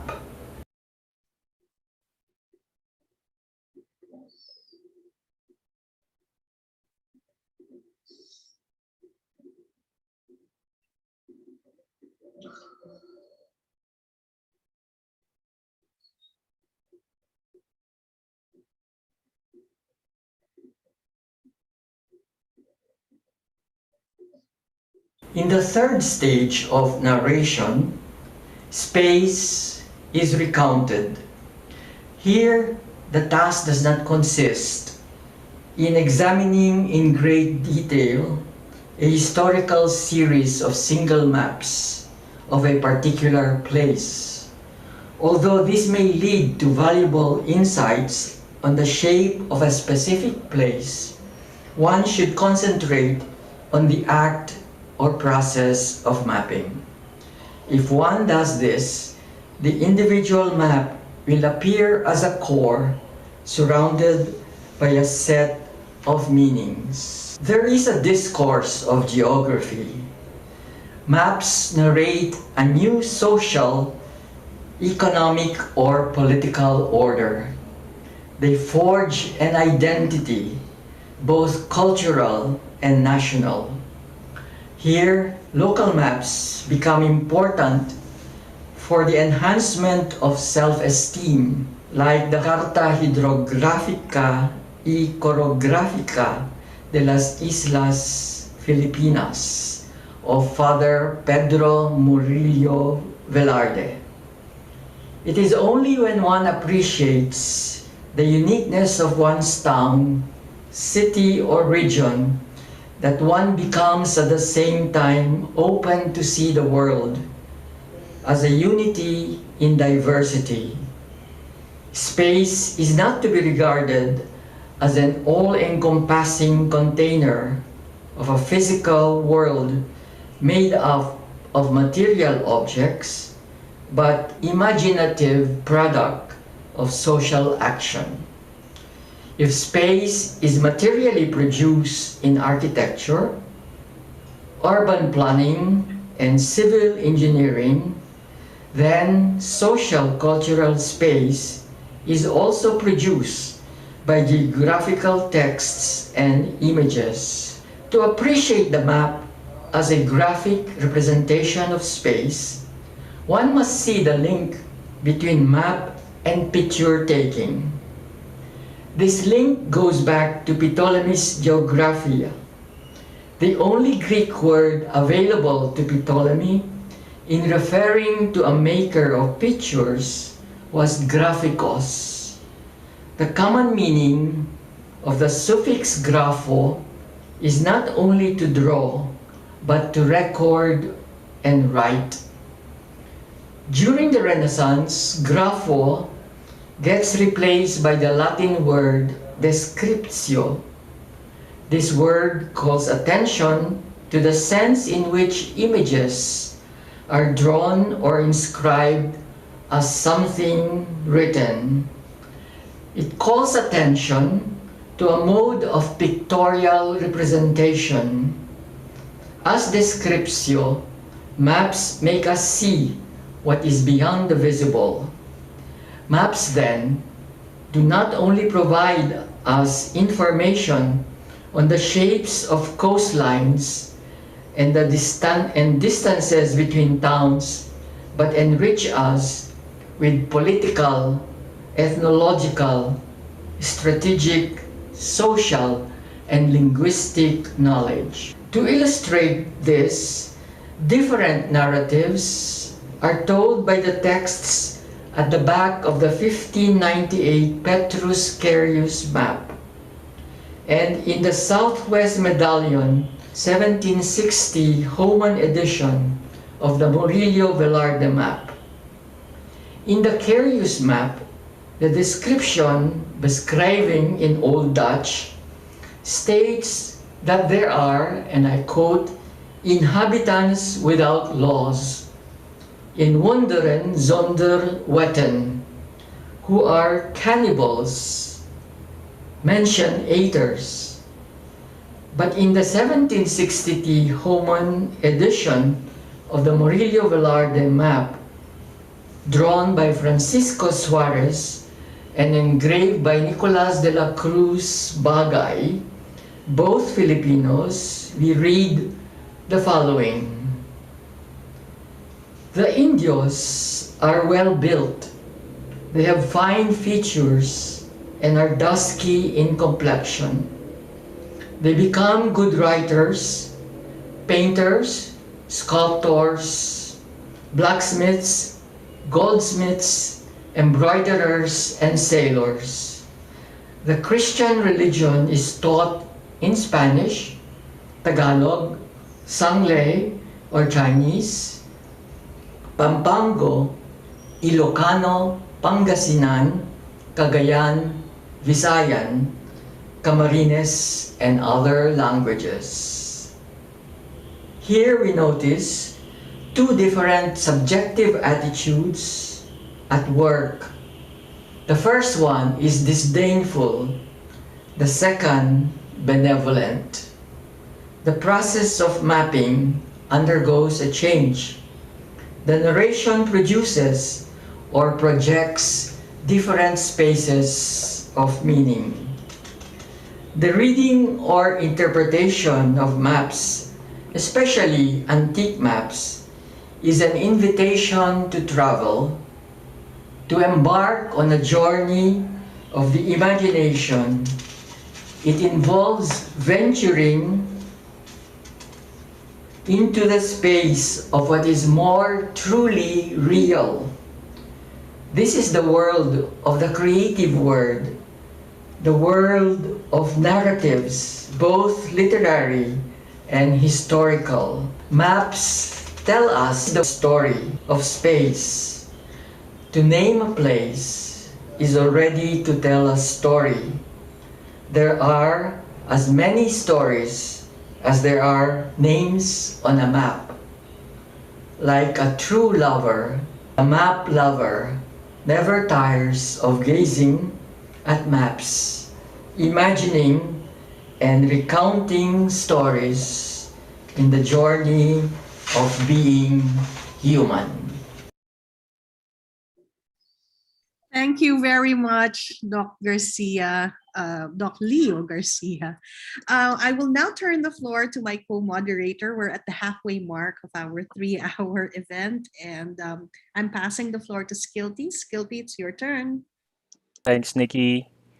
All right, so thank you very much, Professor Jose Garcia and Professor Leo Garcia, for this very fascinating presentations. We will proceed to the questions from our listeners today. The first question, I think this is for Professor Jose Garcia. Did Magellan really arrive in Ceram Island in 1512? And did he visit the Spice Island? Yes, yes, I can say that is sure. There are some people who don't believe that Magellan go from Malacca in 1511 when the Portuguese conquest Malacca, and after he goes from next year, 1512, with António de Abreu, the command of a fleet of 3 ships, and he goes with his friend Francisco Serrão to the south islands of Moluccas, Ceram, Banda, Ambon, Buru. This is very important to me, and there are many testimonies about this. There are some Spanish and Portuguese chronicles who write about that information, not documents who speak of the Portuguese, the Magellan presence, because he don't have an important place in the fleet. There are 120 Portuguese goes in this voyage, and we know only about 6 or 7 names of the Portuguese who goes to Moluccas for the first time, because in Europe there are not knowledge of Moluccas, and the Portuguese can say that the Europeans know Moluccas by the Portuguese, and this gives the, but he don't goes to the North Moluccas, to Ternate, Tidor, because Moluccas, as I have said, there are many islands of Moluccas, and only 5 little islands. The most important of them is Ternate. Add spices, very good spices. The South Moluccas are not so good spices like North. And he want to go there, but he don't arrive there. It's only his friend Francisco Serrão who arrived there. So he came to Portugal in 1507 next year. And when he arrived to Portugal, to Lisbon, he began to think in 1516, he began to think to go to Moluccas again by the Portuguese, but he had a conflict with the king, and he go to Carlos King, to the king of Spain, to offer his proposal to go to West. But I think really I have many studies about this. I will participate with this, and the paper I write about this proves that and there are some very good contributions. For instance, Maximiliano Transilvano, the secretary of the King Carlos V, he says that Magellan knows all the coast of Orient known by Portuguese. So all the coast of Orient goes to Moluccas. And Oviedo says, the Spanish chronicle Oviedo says that he had seen Moluccas by his eyes. So he had view really the Moluccas, the south Moluccas, not the north.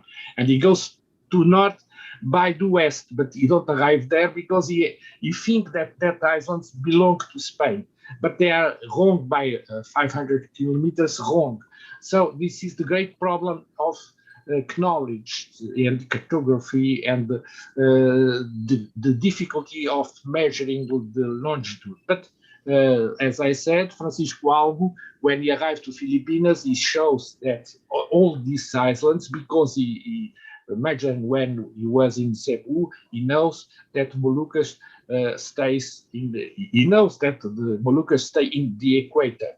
So he had this knowledge, and there are many Portuguese chronicles like Fernando Oliveira, Francisco Castaneda, who writes that he had been in Moluccas. So when he came later in 1521, he concludes his voyage. But I will participate with my papers to demonstrate the fact that Magellan had been in South Moluccas. Sure.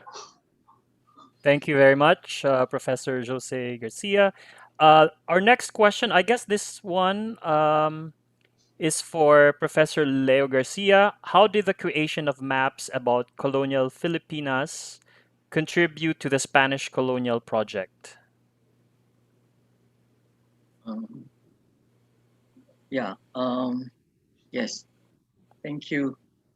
Uh, yes. The gradual mapping of the Philippines led to, of course, the colonization of the Philippines. But you see, I'm I'm looking at the maps as texts. I'm really coming from hermeneutics or interpretation. And I should tell you, behind me is a map of the streets of Manila, a very big map uh, of the streets of Manila, made by a Japanese based in the Philippines, in Tagaytay, and with even names on every street here. So I think I should tell you that I love travel, languages, literature, and philosophy, and I had the good fortune of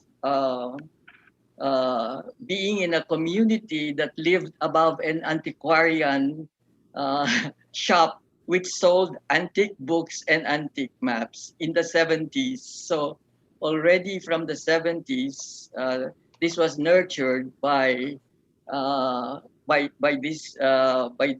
this confluent loves. But I was focusing. You see, in my lecture, I was focusing on the gradual appearing of the maps. You know, the Philippines is not yet there. That's why the mapping is from 1540s to around 1760. Okay, the Filipino maps will come only afterwards. So I was trying to show first, you know, I also had a certain nationalist endeavor. I wanted Filipinos uh, to be able to read maps because in China, precisely since the end of the 40s, already in the 50s, they have really drummed into their people that they own the Philippines. So uh, this is part of my task to make mapping. It's important to be able to read maps correctly.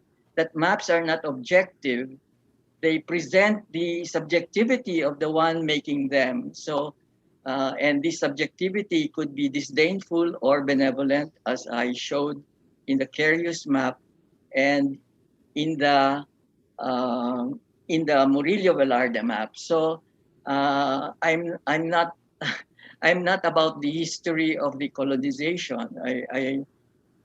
This is a map which is an introductory lecture. In fact, uh, I want every Filipino to be able to interpret maps now that we have a problem in the Philippine West Sea, right?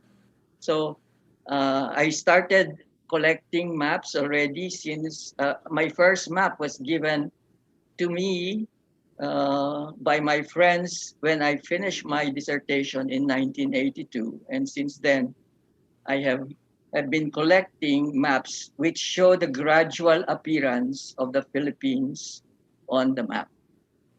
Thank you. Thank you, Professor Leo. Um, this question comes from YouTube. We have viewers right now in YouTube and Facebook, and this one comes from YouTube. I guess this was referring to the presentation of Professor Garcia. And the comment says, "That was awesome. I loved his maps. I've never seen those before. Imagine if those were the actual maps Magellan presented as a proposal, or were they? Were they? Were the maps that you showed, Professor Jose, the maps that Magellan showed in his journey?" Yes, we are sure that that map I show you about made by Pedro e Jorge Reinel, Portuguese cartographers who worked for Magellan to prepare his voyage in 1519. It's a fantastic map who shows the knowledge of Portuguese of the world with the interpretation of Magellan, because yet there are some difficult to interpret precisely the position of the Moluccas Islands, because the Spanish says that they belong to them, the Portuguese says that they belong to Portuguese. So this is a very difficult. But Magellan had to make very good calculations, because for instance, Colombo thinks that the world is half of the reality, and Magellan knows very well the reality of the 4,000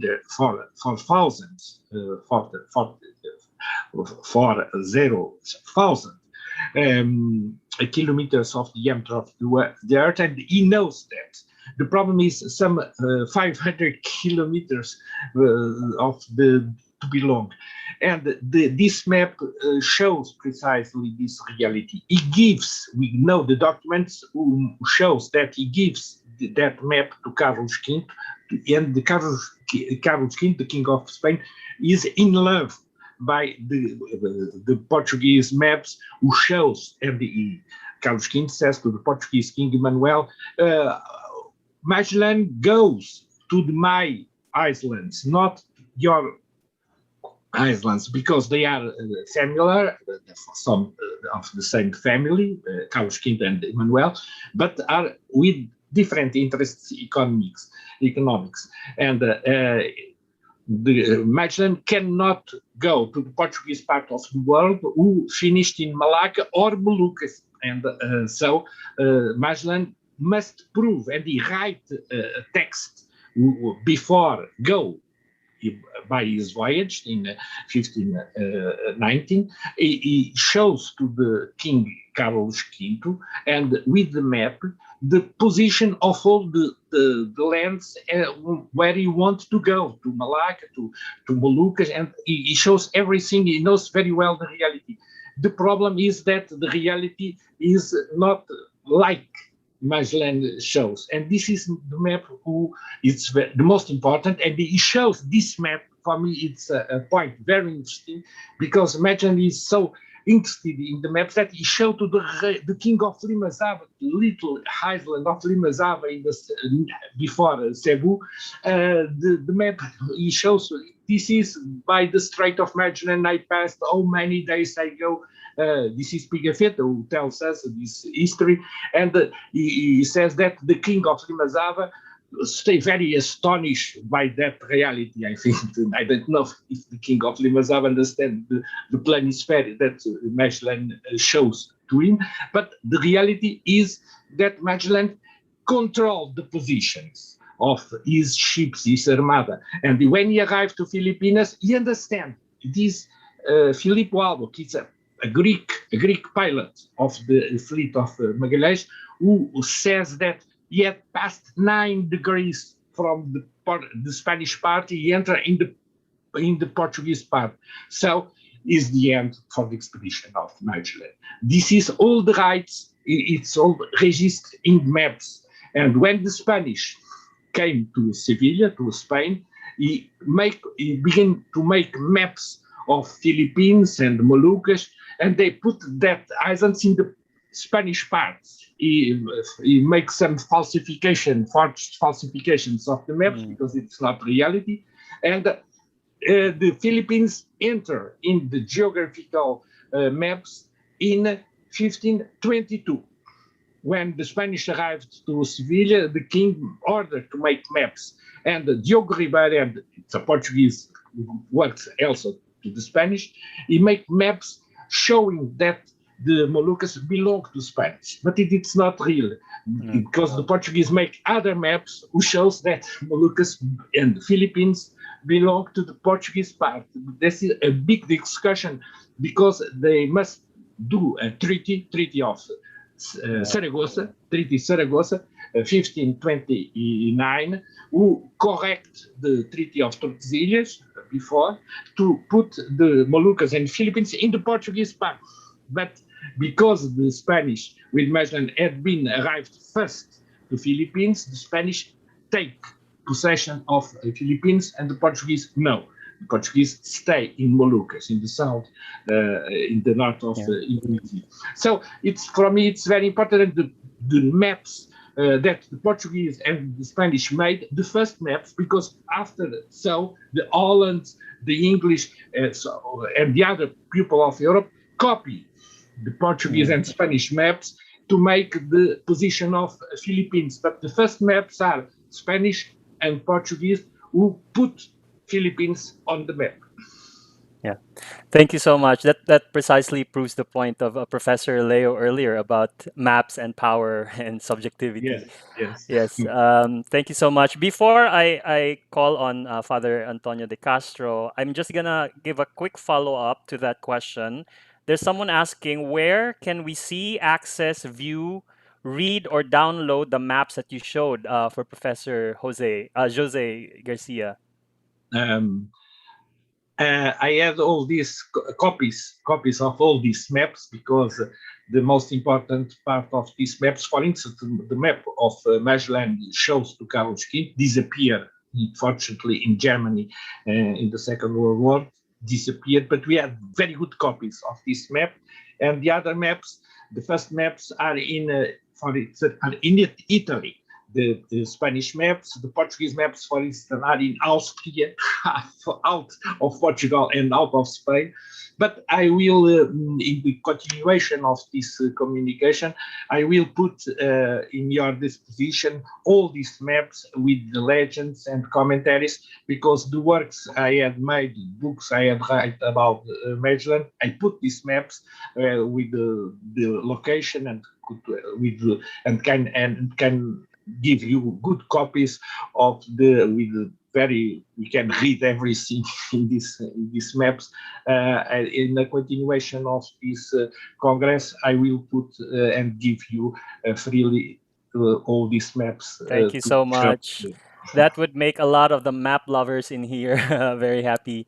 Thank you so much. Father Antonio de Castro, please. Thank you very much. But thank you as well to to the two Garcias, Senor Jose Garcia and Doc Leo. My question is for Doc Leo Garcia. I think it's a rather interesting approach to look at maps as text, right? Or to take, let's say, a hermeneutics of text and then to apply them to maps. And I think I can appreciate very much the way Doc Leo has tried to read maps and to interpret maps. But perhaps I have 3 points or 3 questions. The first is, I guess, historical. It cannot be avoided. Doc Leo, how aware were the map makers, okay, of the maps that you presented to us? How aware were they of the accuracy of the maps that they were making? The presentations were perhaps more symbolic rather than representational. No? So that's the first question. The second, I was thinking the whole idea of map making that is two-dimensional, okay, meaning to say on flat surfaces, no? And then the idea of making maps, but of a globe, no? of something that is three-dimensional. The reason why I bring this up is that I think map making that is two-dimensional is precisely open to these ideological constructions of power and influence, etc., because it's rather important to see what lies at the center, for example, of maps that try to depict the world maps that we have, for example, what lies at the center of it. And Matteo Ricci, for example, made maps, but it was interesting that in at least one or some of these maps, it was the ocean that was at the center. There was nothing there. Uh, it wasn't China, it wasn't Europe, it wasn't the Americas, but it was a body of water that was at the center of it. And finally, a third would be, I was wondering whether you had occasion to look at the Atlas de Filipinas produced by the Observatorio de Manila, which was then headed by Father Alge, who happened to be a Spaniard who had just lost his citizenship, his nationality, as it were, because he allowed the Jesuits then agreed that the Observatorio de Manila would become a government, American colonial government news weather agency. So produced under his directorship of the Observatorio de Manila, but published by the US government in 1900. Okay? And the whole idea here as well is that it's map making as a science. It's not just map making in order to kind of present something symbolic. And yet, in its the fact that it was the American government in Washington that published this Atlas de Filipinas would seem to be a more direct assertion of American interests in the country. So I don't know whether you would like to comment. Yeah, thank you, Father Tony. Actually, the early maps, since I said that I spoke of the Icarian view, it's a view from above. So most of the early maps are not accurate. They are guessing because nobody has gone up, and you will see Japan like a shrimp, and the Philippines, it's a wrong orientation. So that's why I showed the Ortelius map where they only show the coastline. So they're not at all objective. It will progress with more scientifically, I suppose, in the 18th century. So it's really guesswork because the Icarian view, which I got this from a French book, which in French, the cartographic eye of art. In other words, because it is a unique view, a view from above, and yet like an eagle, you can read the place names. So it's the distant and the detail. So that's why it's amazing that they will make mistakes, right? Like Mindanao, Villalobos put the word Filipina. It appears in an Italian map, so it's actually he put place Filipina, but it becomes Filipina because of Italian. And I made mention of this, that this is the birth certificate of the Philippines because it's the first time the word Filipina appears on a Western document. This Ramuzio Castaldi map, which I think was auctioned at Leon Gallery for 47 million already. So there are 3 maps like that in the Philippines, and so you have to be aware of. That's why I pointed out that in the narration you have to be aware that it's not objective. Like people passing by Batanes, they put their name on the place names just because they pass by, and that's really they take possession.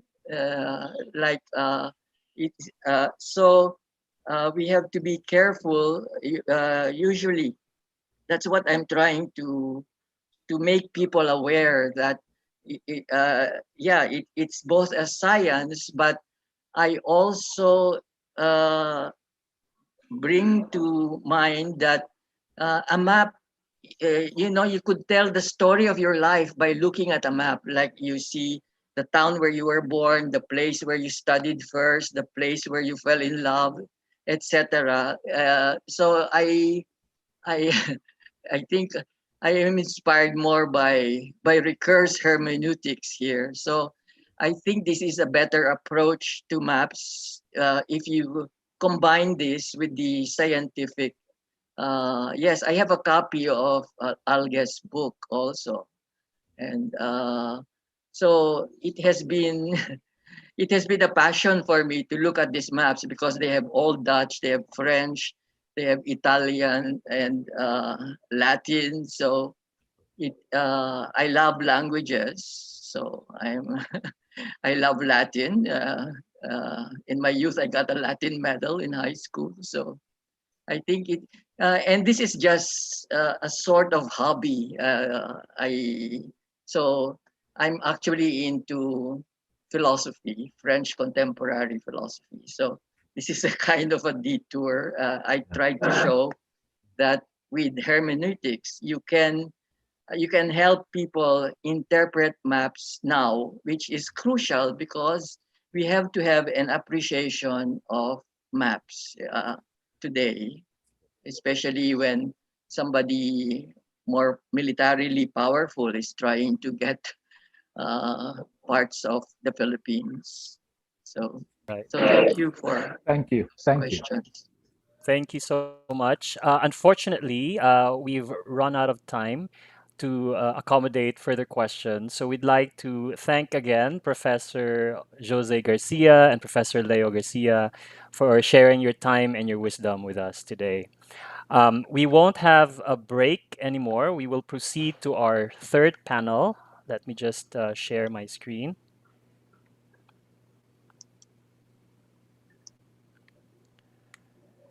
Um, so the third panel is Iberian Cartographic Models of the Philippines. We have two speakers with us today.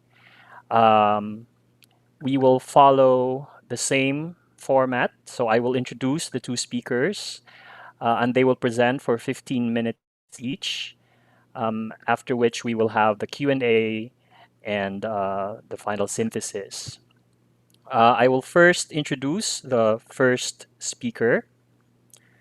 Um, He is a researcher of CHAM, Center for the Humanities, Faculdade de Ciências Sociais e Humanas, Universidade Nova de Lisboa, the Center of Religious History Studies, Universidade Católica Portuguesa, and Chair of Sephardic Studies, Alberto Benveniste, Faculdade de Letras, Universidade de Lisboa. Miguel Lorenzo is also the executive editor of the journal Orientis Aura, published by the Faculty of Religious Studies of University of St. Joseph, Macau. He's also part of the editorial board for the journal Cadernos de Estudos Sefarditas and the coordinator of Seri Goana of Coliseo Usque, both published by the chair of Sephardic Studies, Alberto Benveniste. He specializes in the history of Macau and the Philippines in the 16th and 17th centuries, especially on the institutional representation of the Inquisition in these territories and on the cartography of Southeast Asia. So, without further ado, let us welcome Miguel Rodriguez Lorenzo, um, our first speaker. Thank you very much. And thank you very much for having me in this conference. Let me start sharing my PowerPoint.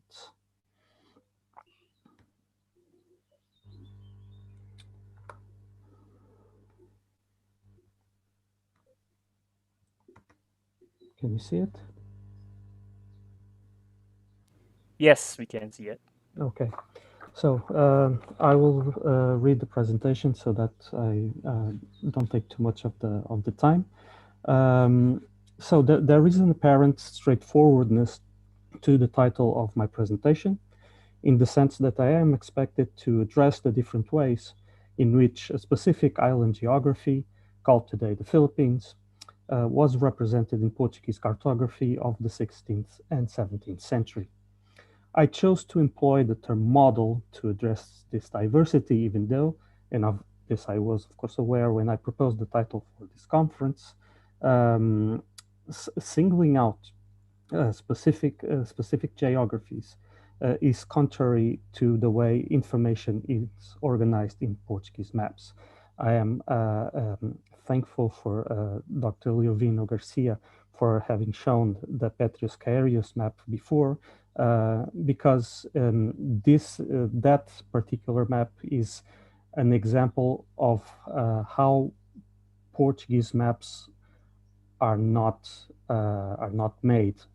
That is not to say that there are not cases where single geographies are represented, but that is most definitely not the usual way cartographers make maps. They usually make maps in the way that it is being shown on this slide. So extant Portuguese maps are nautically based, which means that the information depicted there is dependent upon maritime surveys made by different agents of seafaring communities around the globe and later harmonized in Portuguese centers of cartographic production. This means that the activity of Portuguese cartographers were less aimed at depicting models in the sense of political entities or geographical units such as archipelagos than shorelines. And these shorelines have their own history. Who surveyed the region? How frequent were the interactions with the region? And to address the case of the Philippines head on, who supplied the Portuguese the means to know about the region? Were they Malay? Were they Chinese? Were they Bornean? Were they Makassarese? Were they Tausug? Were they Butuanon? Or were they directly Portuguese? The answer to these questions is not always straightforward. Due to the difference of seafaring experiences that lie within the confines of a nautical chart, the geographical boundaries of a political entity today may not have a model to be matched on a 16th century chart. Simply put, to look to the Philippines in these charts is to consider the possibility that some sectors of the archipelago may have been the result of different seafaring experiences, and that knowledge of these sectors might change over time at a different pace. Therefore, to talk of cartographic models for Portuguese cartographic specimens of this period may be altogether improper. Plus, when you look at this Portuguese 17th century rendering, you do not visualize the Philippines, or not only the Philippines, you visualize the Philippines plus its surroundings. What you have here is a mosaic, but this mosaic is borderless. Therefore, my efforts to define models will take into consideration the geography of the islands along with its immediate vicinity to understand logics of accretion and renewal of information. The earliest cartographic renderings of what are today the Philippines in Portuguese cartography are, so to speak, foreign to it. The reason that brought us all here today, the remembrance of Magellan's voyage, is the reason why. As you all are well aware, although the Victoria made it back to the Iberian Peninsula, the Trinidad did not. Out of options, its crew had to surrender to Portuguese authorities in the Maluku Islands. With it, the Portuguese gained access to nautical and cartographic surveys of the expedition. In what concerns cartographic knowledge on the Philippines, the result was this. This is the Penrose chart of an anonymous cartographer dated by Herman Kurzau of circa 1535. For those of you familiar with the itinerary of Magellan's expedition before and after his death, you will recognize in these renderings the geography visited by the expeditioners. Basically, the Bohol Sea with Mindanao and 4 of the Visayas. Only one of them has a legend referring to the place where Magellan was killed. Alongside that, you have Palawan, or at least its southeasternmost sectors, with the Sulu Sea, its archipelago, and likely Mapun.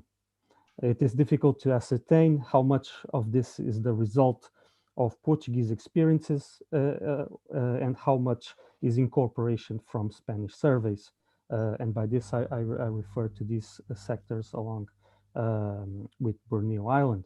Well, the shape of Borneo can only be explained by Portuguese surveys in the 1520s, and it is possible that some islands, such as the ones off the northern coast of Borneo, and what could be Sitangkai and Sibutu, were the result of more intense navigation of the region by the Portuguese when sailing from Malacca to Ternate. As the Portuguese based in Ternate broadened their strategic area of influence in the Celebes Sea, the captaincy of Ternate drew its attention to Mindanao, promoting maritime ventures destined to secure regional allegiances. As Dr. José Manuel Garcia has already noted in previous works of his, this led to navigations and surveys along Mindanao Island. In cartographic terms, this period resulted in this beautiful rendering of Mindanao, while the rest of the Filipino archipelago remained cartographically Spaniard, so to say that is unchanged from surveys collected during Magellan's expedition. This harmonization of Portuguese and Spanish renderings was maintained by Portuguese cartographers in their works for a decade until the more comprehensive surveys of Rui Lopes de Villalobos' expeditioners in the 1540s. Portuguese cartographers of the next decade would incorporate new surveys of Mindanao, Samar, the Bicol Peninsula, and Leyte, while feeling the need to maintain just the most relevant information of the previous major expedition to explore the archipelago, that of Magellan and the moment of his death. So if I may draw your attention to this particular geographic configuration, notice that Leyte is fused to Cebu. What you read here is Costa de Cebu, so coast of Cebu. So, and even if Cebu was not the actual place of Magellan's death, that episode is narratively associated to the Spaniards' experience in Cebu. So Cebu, more than Mactan, is preferred in this cartography. A cartography that is very much one of the Spanish experience in the archipelago rather than of the Portuguese, with the notable exception of Palawan, here incorrectly named Makassar. Another way to depict Palawan was introduced in the 1560s. Again, José Manuel Garcia has shown that this depiction, sorry, I seem to have skipped a slide. So from the 1560s until the dynastic change that will see the incorporation of the Portuguese crown in the Habsburg monarchy after 1580, Palawan will be the most significant space of Portuguese cartographic autonomy concerning the Philippines. As you know, no Spanish expedition visited Palawan since 1521 until the beginning of the occupation after 1565. This rendering is therefore the result of an unknown voyage, likely conducted by one Nuno da Costa, as the toponym near San Antonio Bay indicates. Now to the slide that I wanted to show you. There is another way to depict Palawan that was introduced in Portuguese cartography in the 1560s, and as José Manuel Garcia has shown, that this depiction is actually the cartographic translation of a textual narrative included in the 1563 book by Antonio Galvão, Treatise of the Discoveries, regarding a previous voyage undertaken by one Pedro Fidalgo, who, amidst the heavy storm, sailed from Brunei to China along the western shores of Palawan, Mindoro, and Luzon. And as you may see, the rest of the archipelago is the same as in the previous chart. And this configuration would make up the image of the Philippines until the year 1580, the last time it is recorded in Portuguese renderings of the island. What is interesting here is that even before the Philippines existed in its known configuration of today, One Portuguese cartographer seems to have recognized the correlation between these islands, and he translated that correlation in a cartographic narrative in this way. This is basically the same configuration as before. Two cartographic narratives, one comprising Mindanao, Samar, Bidapicol Peninsula, and the Leyte Cebu hybrid, the other the extended Palawan. The former Spanish in origin, the latter Portuguese. So, two distinct and almost unrelated maritime experiences that are now in this map visually connected to one another. The extended Palawan is fused to the Leyte Cebu hybrid and to the Bicol Peninsula, while separated by an imaginary island that is there solely for the purpose of introducing an intentional break in the configuration. While there is no Philippines yet, not in Portuguese eyes, the cartographer recognizes a distinctiveness to these islands that must be explained according to the prevailing Portuguese experience with the archipelago. And just what experience is that? For someone who resides in Lisbon, where most of these charts were made, it is one where information is scarce, intermittent, and where the memory of Spanish expeditions prevails. This, therefore, informs not only the perception of the islands, but the cartographic choices as well. Between the 1540s Mindanao and the 1560s Palawan, cartographers opted for depicting the Spanish itineraries and the fantastic voyage of Pedro Fidalgo. It is perhaps this discontinued Portuguese interaction with the archipelago that our anonymous cartographer recognized in this sector and what led him to create a narrative that pushes the boundaries of cartographic sources to promote a geographical and political understanding of these islands where they make sense together. After 1580, the archipelago will suffer an almost complete cartographic transformation to include the results of the Spanish conquest post-1565. As you may notice, only Mindanao remains the same. All the rest has changed from Palawan to Luzon to the rest of the Visayas. Toponymy has also changed. And a novel addition to Portuguese maps, as Philippines, so the recognition of the Spanish baptismal name for the archipelago that symbolically linked it to the person of the Spanish monarch, Philip II, a declaration of possession that the Portuguese crown could never admit before 1580. From this year onwards, Portuguese cartography on the Philippines became naturally a Spanish one with little room for autonomy. Toponymy not only reflected those place names identified after the arrival of Miguel Lopez de Legazpi, but also of the most significant ones related to the Manila-Gallen route. Toponymy even remained in Castilian, despite the propensity sometimes displayed in this period by Portuguese authors to convert to Portuguese that toponymy that was closer to its Castilian counterpart. A place of innovation in Portuguese cartography was the introduction of shoals. The frequency of navigation between Macau and Manila likely led to the incorporation of the shoal that came to be known as Bajo de Masinloc or Masinglo, later Scarborough Shoal.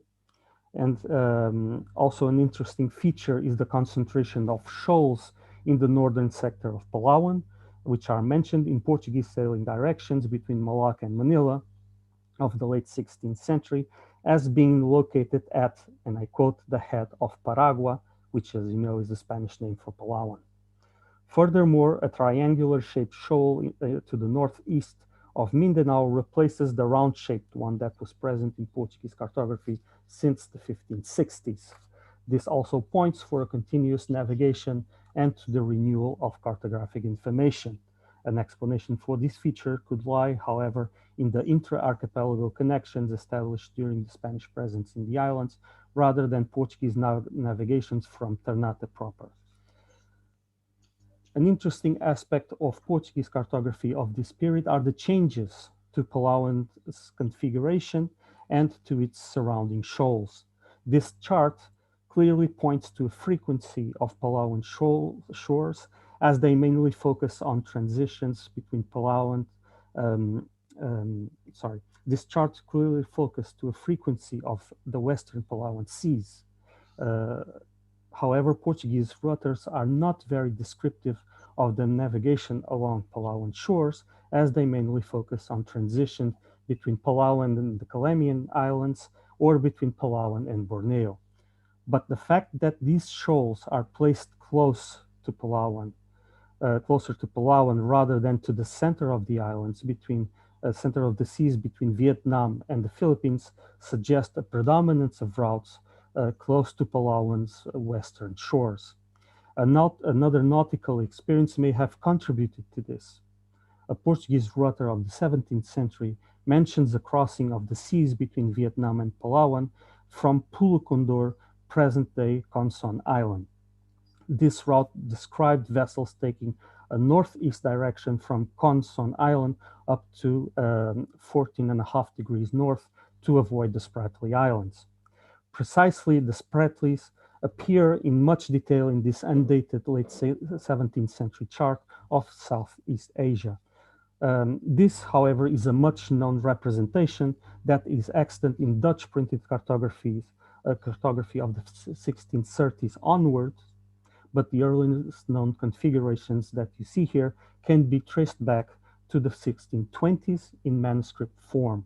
It is unclear how much of these shoals derive from Portuguese or from VOC nautical experiences in Southeast Asia, and also who supplied the prototype for the representation of the Philippines. What seems to be clear is that by the second half of the 17th century, Portuguese cartographers felt the need to resort to much divulged models of the Philippines to represent this part of the world. Since we do not know who this cartographer was, the logic behind this choice is unknown to us.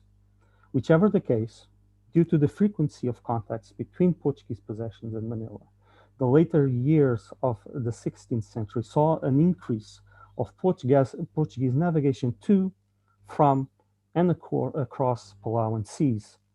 In the 17th century, we have documentary evidence that these communications diversified, resulting in the accumulation of information on the sector called today dangerous ground. However, if we are to employ the parameter model to analyze the Philippines in Portuguese cartography, it is possible to determine that there is a structure of information that repeats itself in these maps after the 1550s until 1580. It presents a synthesis, if you will, of Magellan's and Lopez de Villalobos' expedition with the Pero Fidalgo voyage annexed to Palawan. As seen by the anonymous cartographer identified as Sebastião Lopes. He recognized in these islands a correlation that he emphasized by refashioning the original structure, strengthening the ties between the islands through territorial continuity.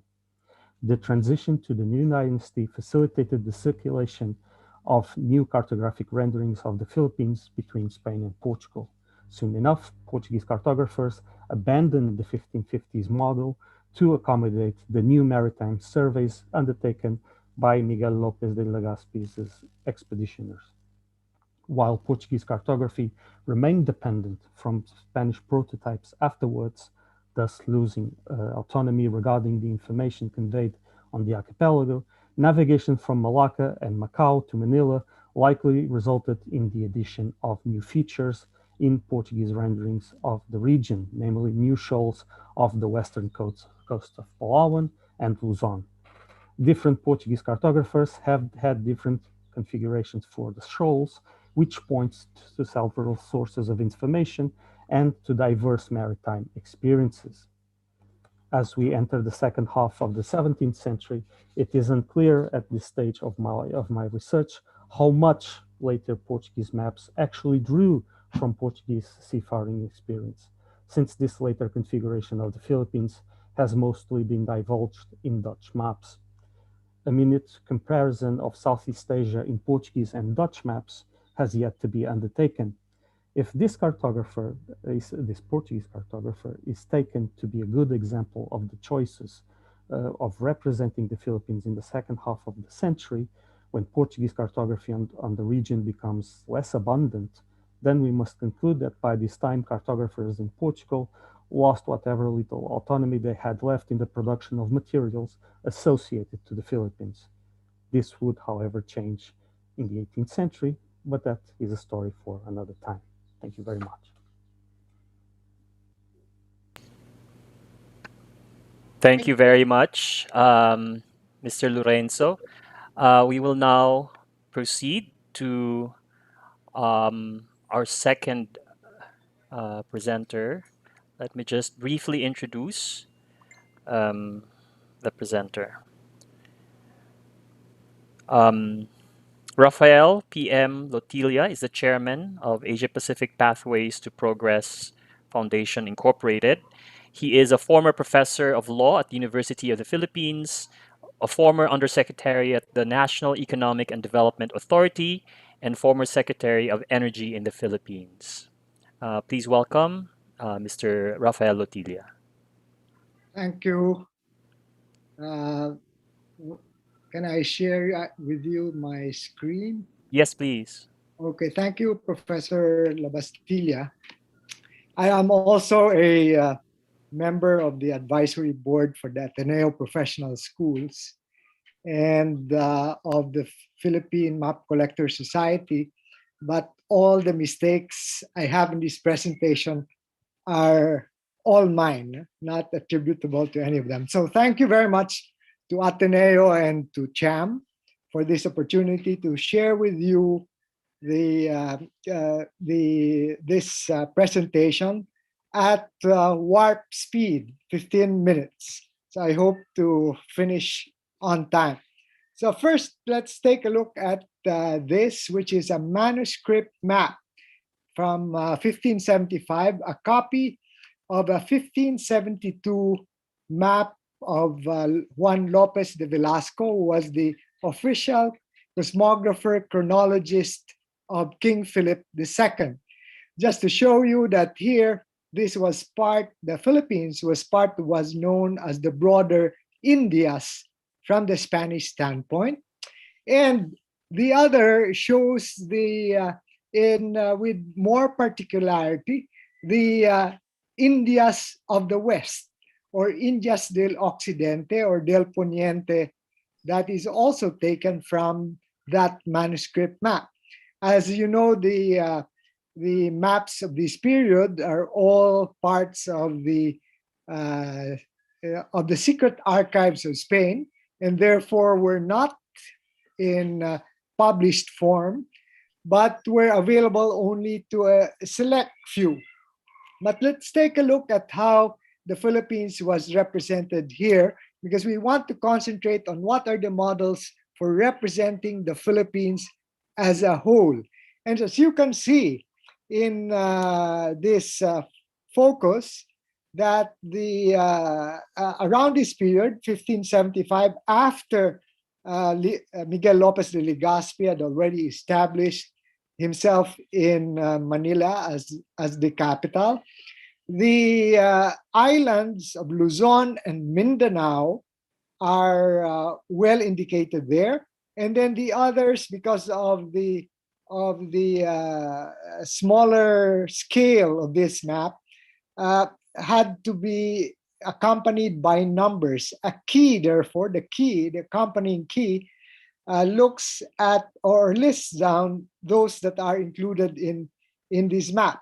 And this is significant for a number of reasons. One, that the Islas Filipinas was completely identifiable from other groups in the Islas del Poniente.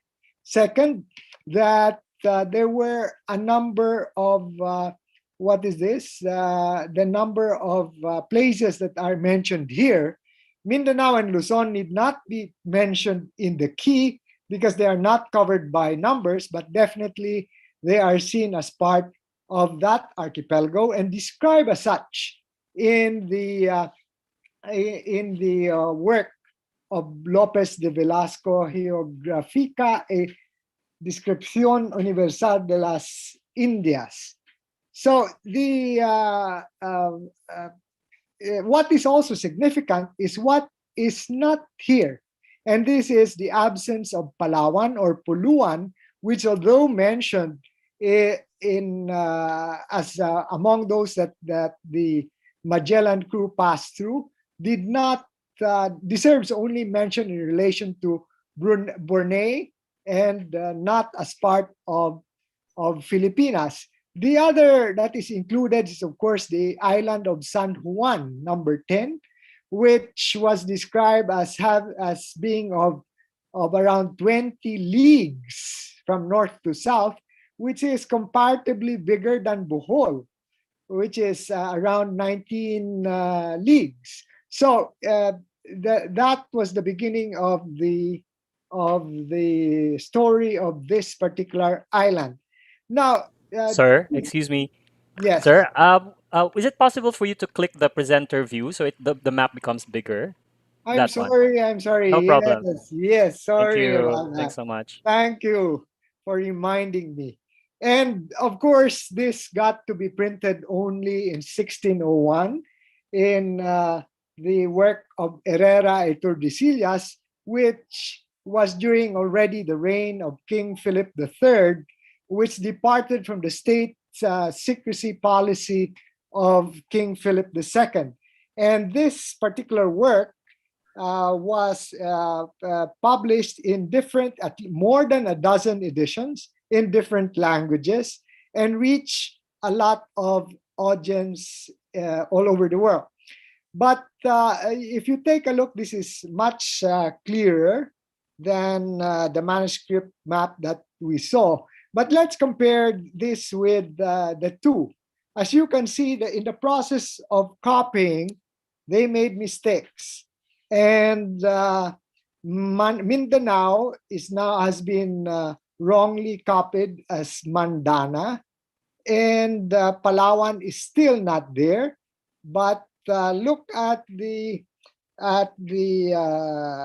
key or the guide, and number 1 instead of Mindoro, it became Mindanao. So with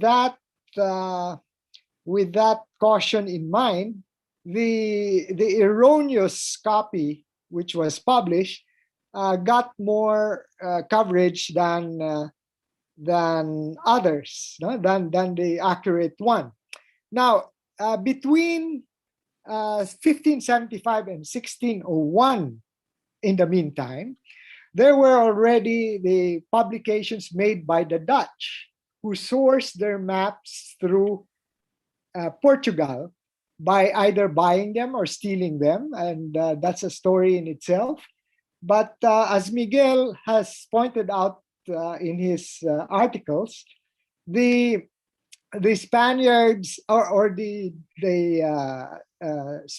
King Philip II, as early as 1583, directed that the Spanish authorities to share with the Portugal authorities, who were now united under his crown, the more accurate maps of Spain regarding the Philippines, so that they could correct their maps. And I think that's the reason why we find the Dutch maps of Planchus and Linschoten as being more widely circulated, and later Hondius, as was shown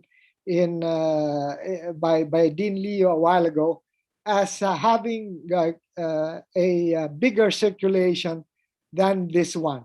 But take a look at this manuscript map that is found in the Yale University by Necky Libraries collection.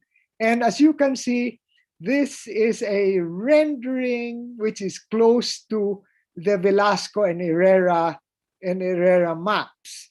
And in fact, I would place that this is earlier than 1650, but definitely it also has improvements over the previous Velasco map. But let's compare the two, the Velasco and the Baron Dartmouth collection map, which was obtained by the British Baron Dartmouth for his collection. And as you can see, the shape of the islands are and the outlines are really based on this map. But look, the number 10, which is San Juan, is not labeled here, and Mactan no longer retains the prominence that it used to have. But this deserves closer study. Now, it took several years later, in 1659, for a map of the Philippines to be included in Father Francisco Colin's book, and which was not an official government publication, but was a Jesuit publication.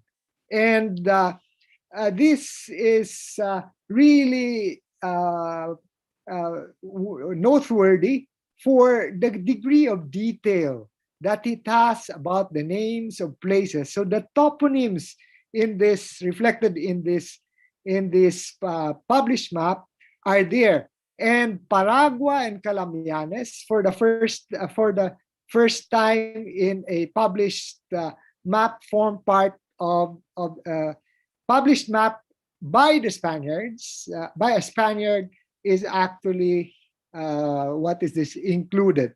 And what is more important is that this map was finished when Father Colin was still alive.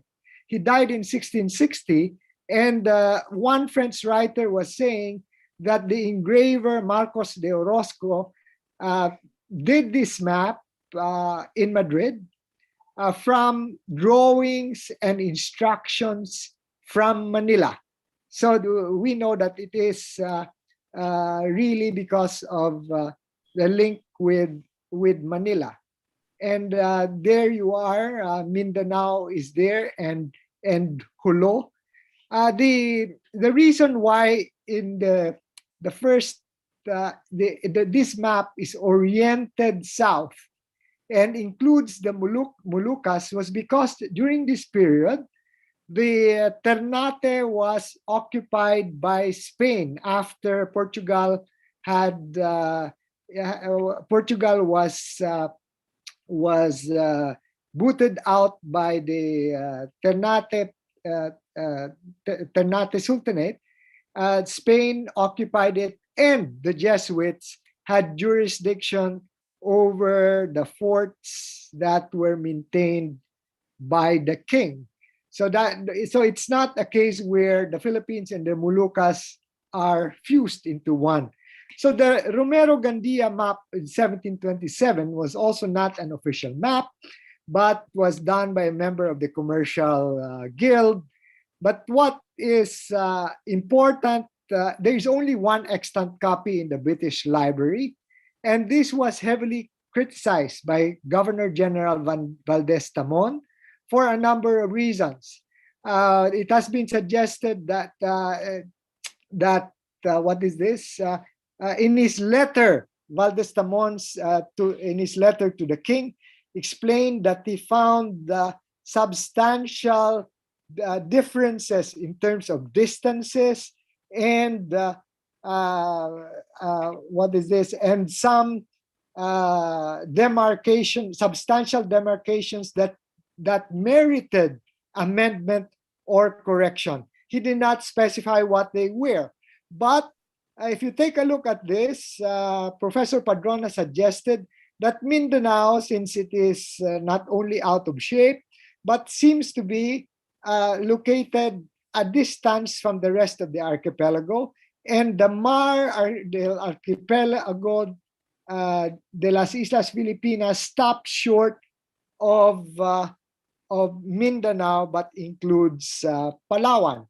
Now, in the next, this is clear in this particular close-up, but you will see that there are two things that are even of importance from the standpoint of Spanish sovereignty.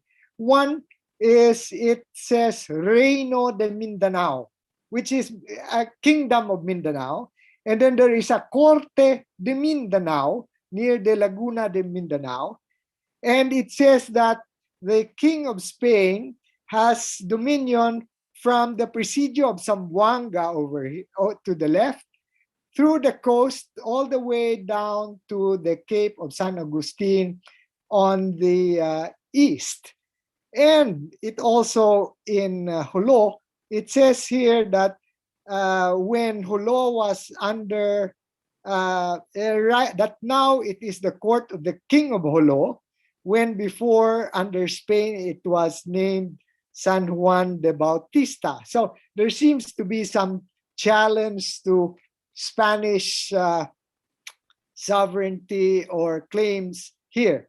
So this was among the principal reasons why Valdez-Tamon commissioned instead Father Pedro Murillo Velarde to come up with the Carta Hydrographica Iconographica in 1734. But if we look at the Mindanao issue, look at this. This ribbon over there, above, which appears above Mindanao, says Desde Zamboanga a Caraga por el norte es de España, which is, if this is an official map commissioned by the Spanish crown, was an admission of against self-interest.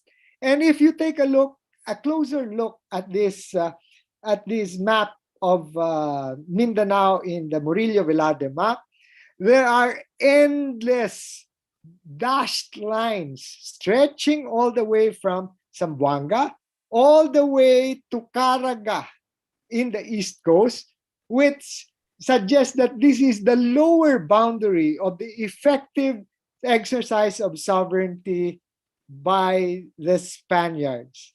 Now, in the case of Jolo, maybe this was the one that Valdez-Tamon was complaining about. Instead of any question about the sovereignty, what appears here is the symbol of a fort to show that, in fact, Jolo was under already Spanish sovereignty. At least that's the claim of the Spaniards. Now, I would like to draw to your attention certain manuscript maps dated 1767 and the 1770s, because while there was already an official chart of Murillo Velarde, it seems that this was not actually followed faithfully by even the Armada Real, because in their maps, they were still, in this case, producing the island Isla de San Juan to the right of Mindanao, and although Palawan is already there. So this, we still need to examine what caused this, but the 1773 map contains essentially the same error, despite Murillo Velarde having been there. And it was not until after the Carta General del Archipiélago de Filipinas was issued in 1808, principally from the scientific expedition of Malaspina, that you have now a what is this? A more science-based map, which confirms the absence of the what is this, of Isla de San Juan, but it still had its deficiencies, because look at Mindanao. Mindanao, the eastern side, looks like it has been cleanly sliced, because the Malaspina expedition had not actually explored fully the coast over here. Only those which are indicated in bold lines are the ones that it was able to confirm. So by 1849 to 1852, the Spaniards were facing challenges to their sovereignty, especially in the south, with claims by the French, who had tried to occupy Basilan, but by some strange luck, were able to abandon it. And then in this map, Mindanao now has a better shape, and it contained a third sheet. And this third sheet is important because it contains both the Batanes Islands, and not only the Babuyan Islands, the extreme north, but also greater detail of the southern part, including what it in color-coded terms says are dependencies of the Sultan of Sulu and the Sultan of Mindanao, who are subjects or who have recognized Spanish sovereignty. So that at least that's the claim that they have. So finally, you have I don't know what's wrong with my map here, but this is the 1875 map. What is important is that from the Malaspina expedition, there continued to be naval expeditions that explored from a scientific basis the Philippine archipelago, and the hydrographic maps actually became the basis for the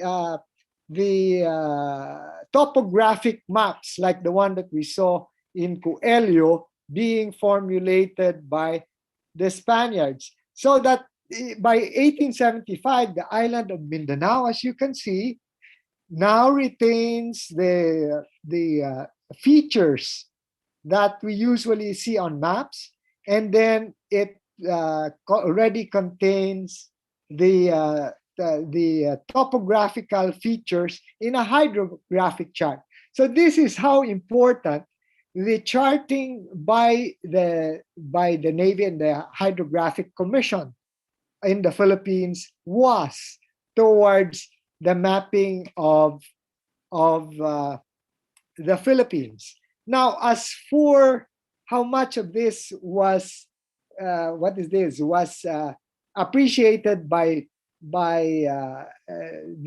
Filipinos themselves, unfortunately, in the case, for example, of Father Colin's map, there is doubt that it even reached popular circulation even in Europe where it was printed. In fact, Retana thought that it was actually missing, that there was no map. And there is no reference at all in Colin's voluminous account about the map, but it is there. And fortunately, Pardo de Tavera's copy contained that map, and therefore he was able to make comments about it, and indicating that it had deficiencies because its material rendering by the engraver, Orozco, who was not a trained cartographer and therefore did not have the necessary skill to do that. So I will stop here in the interest of time, and I hope I was able to cover everything at warp speed. Thank you. Thank you so much, Professor Lotilia. Very captivating images, maps from both presenters. We will now proceed to the Q&A. We have, I think, 3 questions right now. The first one, are there any records or documentation on indigenous navigation techniques in the form of, for example, maps of constellations or otherwise? The person who asked this said she was thinking of seafaring communities of the Samar, Ilanun, Balagnini. Mr. Lorenzo or Mr. Lotilia, anyone of you would like to answer that? Okay, let me take a shot at that, Miguel. First of all, I have seen accounts, but not in the Spanish accounts, but by Dalrymple, which quotes, which quotes the Prince of Sulu as giving him an outline of the coast of Sandakan and North Borneo.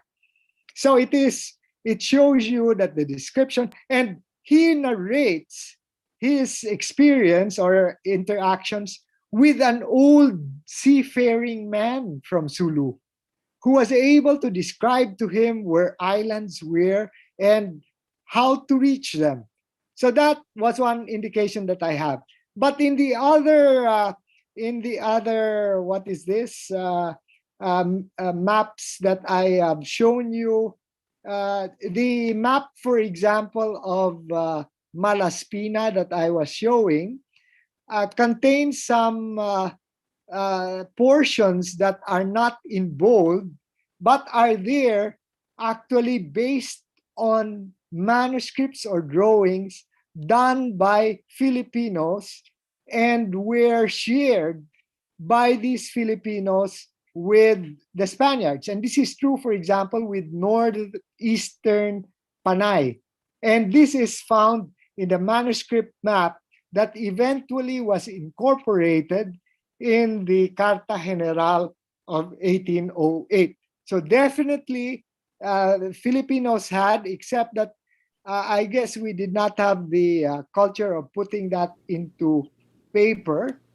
But this is one of those. And of course, you know also about the winds, right? The use of the winds and the currents as a form, as a way of navigating and by constellations, pamitoon, rather than by drawing them on maps.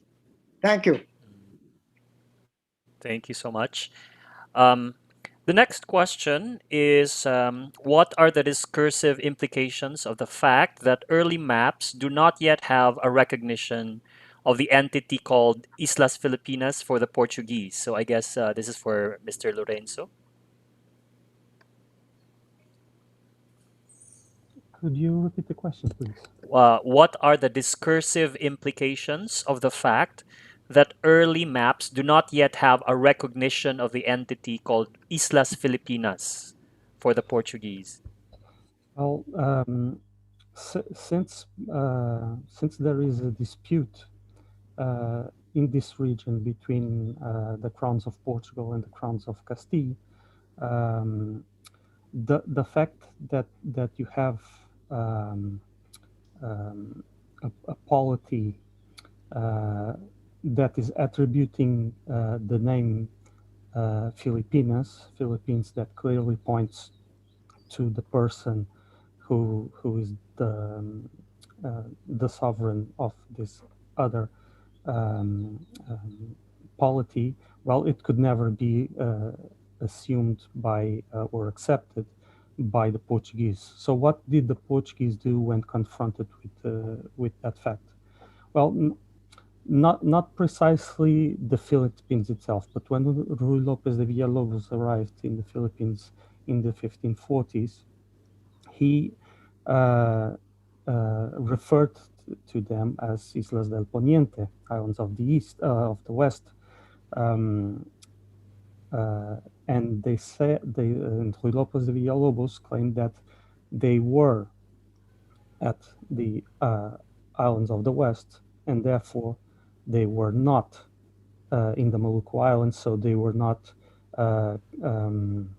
in contravention, in opposition of the treaty that was signed between the crowns of Portugal and the crown of Castile. However, what the Portuguese replied by its captain at Ternate in the Maluku Islands was that, basically said that islands of the west that doesn't exist because everything here is called Maluku. So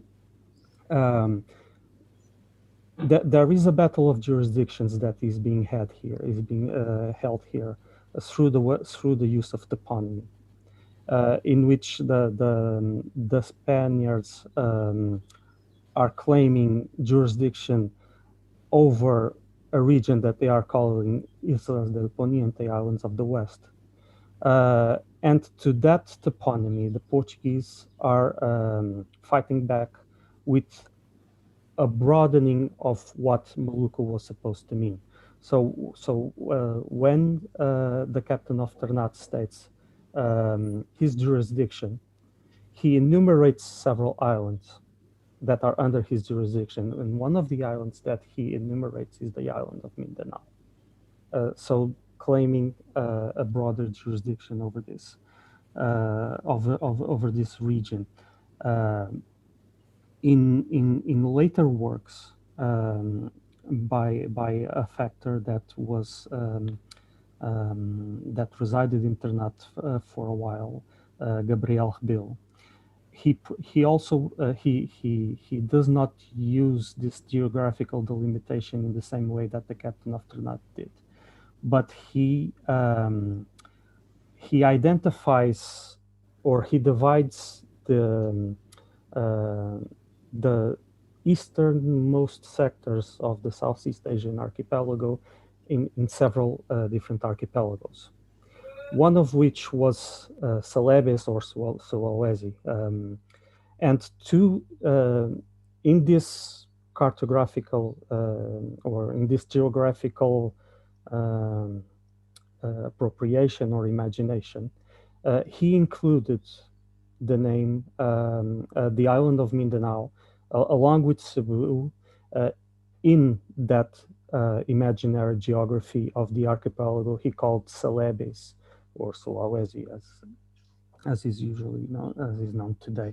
So there is a, if you will, there is a battle of geographies that is being had during this time. And well, basically the Portuguese will never acknowledge the existence of an archipelago called the Philippines until they have to. That is when, after the time where King Philip is also King of Portugal. Yeah, thank you. There's another question. I guess this is for Mr. Lotilia. The maps do indicate the Spratlys and Scarborough belong to us. What was the Triangle Reef? Not sure if this, yeah, we're referring to a particular. I don't know what Yeah. is meant by the Triangle Reef, but let me just say that the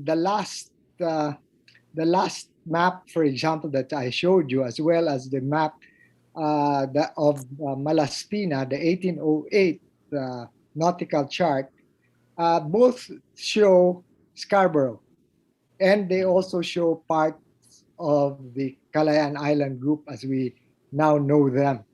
But these are nautical charts, or what is this? Navigational aids, and therefore in terms of saying that it is a political map that defines boundaries, is something else. So if we say that it includes all territories that are included in the map are part of the Philippines, then it means that North Borneo, which is included there because it geographically it is in that area, would have to be either erased or some indication would have to be placed that it is not under Philippine sovereignty. But from the Spanish standpoint, there were already treaties that Spain entered into with the Spanish, with the other European powers, limiting Spanish sovereignty only to the Philippines proper and not to extend over North Borneo, which was included in the 1830s agreement between the Sulu, the Sultan of Sulu, and Spain, as being excluded from their treaty on trade. All right. Okay. Thank you. Thanks so much for that information. There are no more questions in the chat box. Are there? Would anyone in the room want to raise a question? Perhaps a final one before we end. Well, Professor. Yes, please, sir. Somebody sent me a direct message. Yes. Would the Can you read? Would the speakers want to comment on the history of the naming of the islands found in the maps? Mindanao, it seems, was a name first used to refer to the whole island by the Spaniards themselves. Like Pigafetta would say the island were Butuan and Calaganhar. The native communities of the island did not, in fact, name the island as Mindanao. Maguindanao was there, but this was a name for a section of the island, not the whole island itself. Well, this is indeed is an interesting part of of uh, scholarship that needs to be done, which is the history or development of the potonyms that Miguel was referring to, because in the case of Mindanao, Mendana, or whatever is used was used there, and the other places as well. So you have the map of Father Colin is important in such a search because it is one of the earliest to indicate what the native names were. So you will find even in the Velasco map already, you have Boracay, you had Tablas, you have Simirara, and other smaller islands that are to be found in the Philippine group. Thank you. All right. I think that's the end of the Q&A for this panel. It has been a truly enriching afternoon for the three panels that we were able to witness. We would like to end this afternoon session with an advertisement for our other panel. So, Nikki, would you like to say Yeah. something about? Okay, before I give the slide for the next events, I'd just like to say a really big thank you to all our speakers today. I've been receiving a lot of good feedback from secret messages from people about how much of the emergence of the archipelago from the imagination and the eyes of cartographers has been a very engaging topic. It's not only visual, but it's also a lot of storytelling is involved in narrating the kind of thinking that accompanied all those visuals.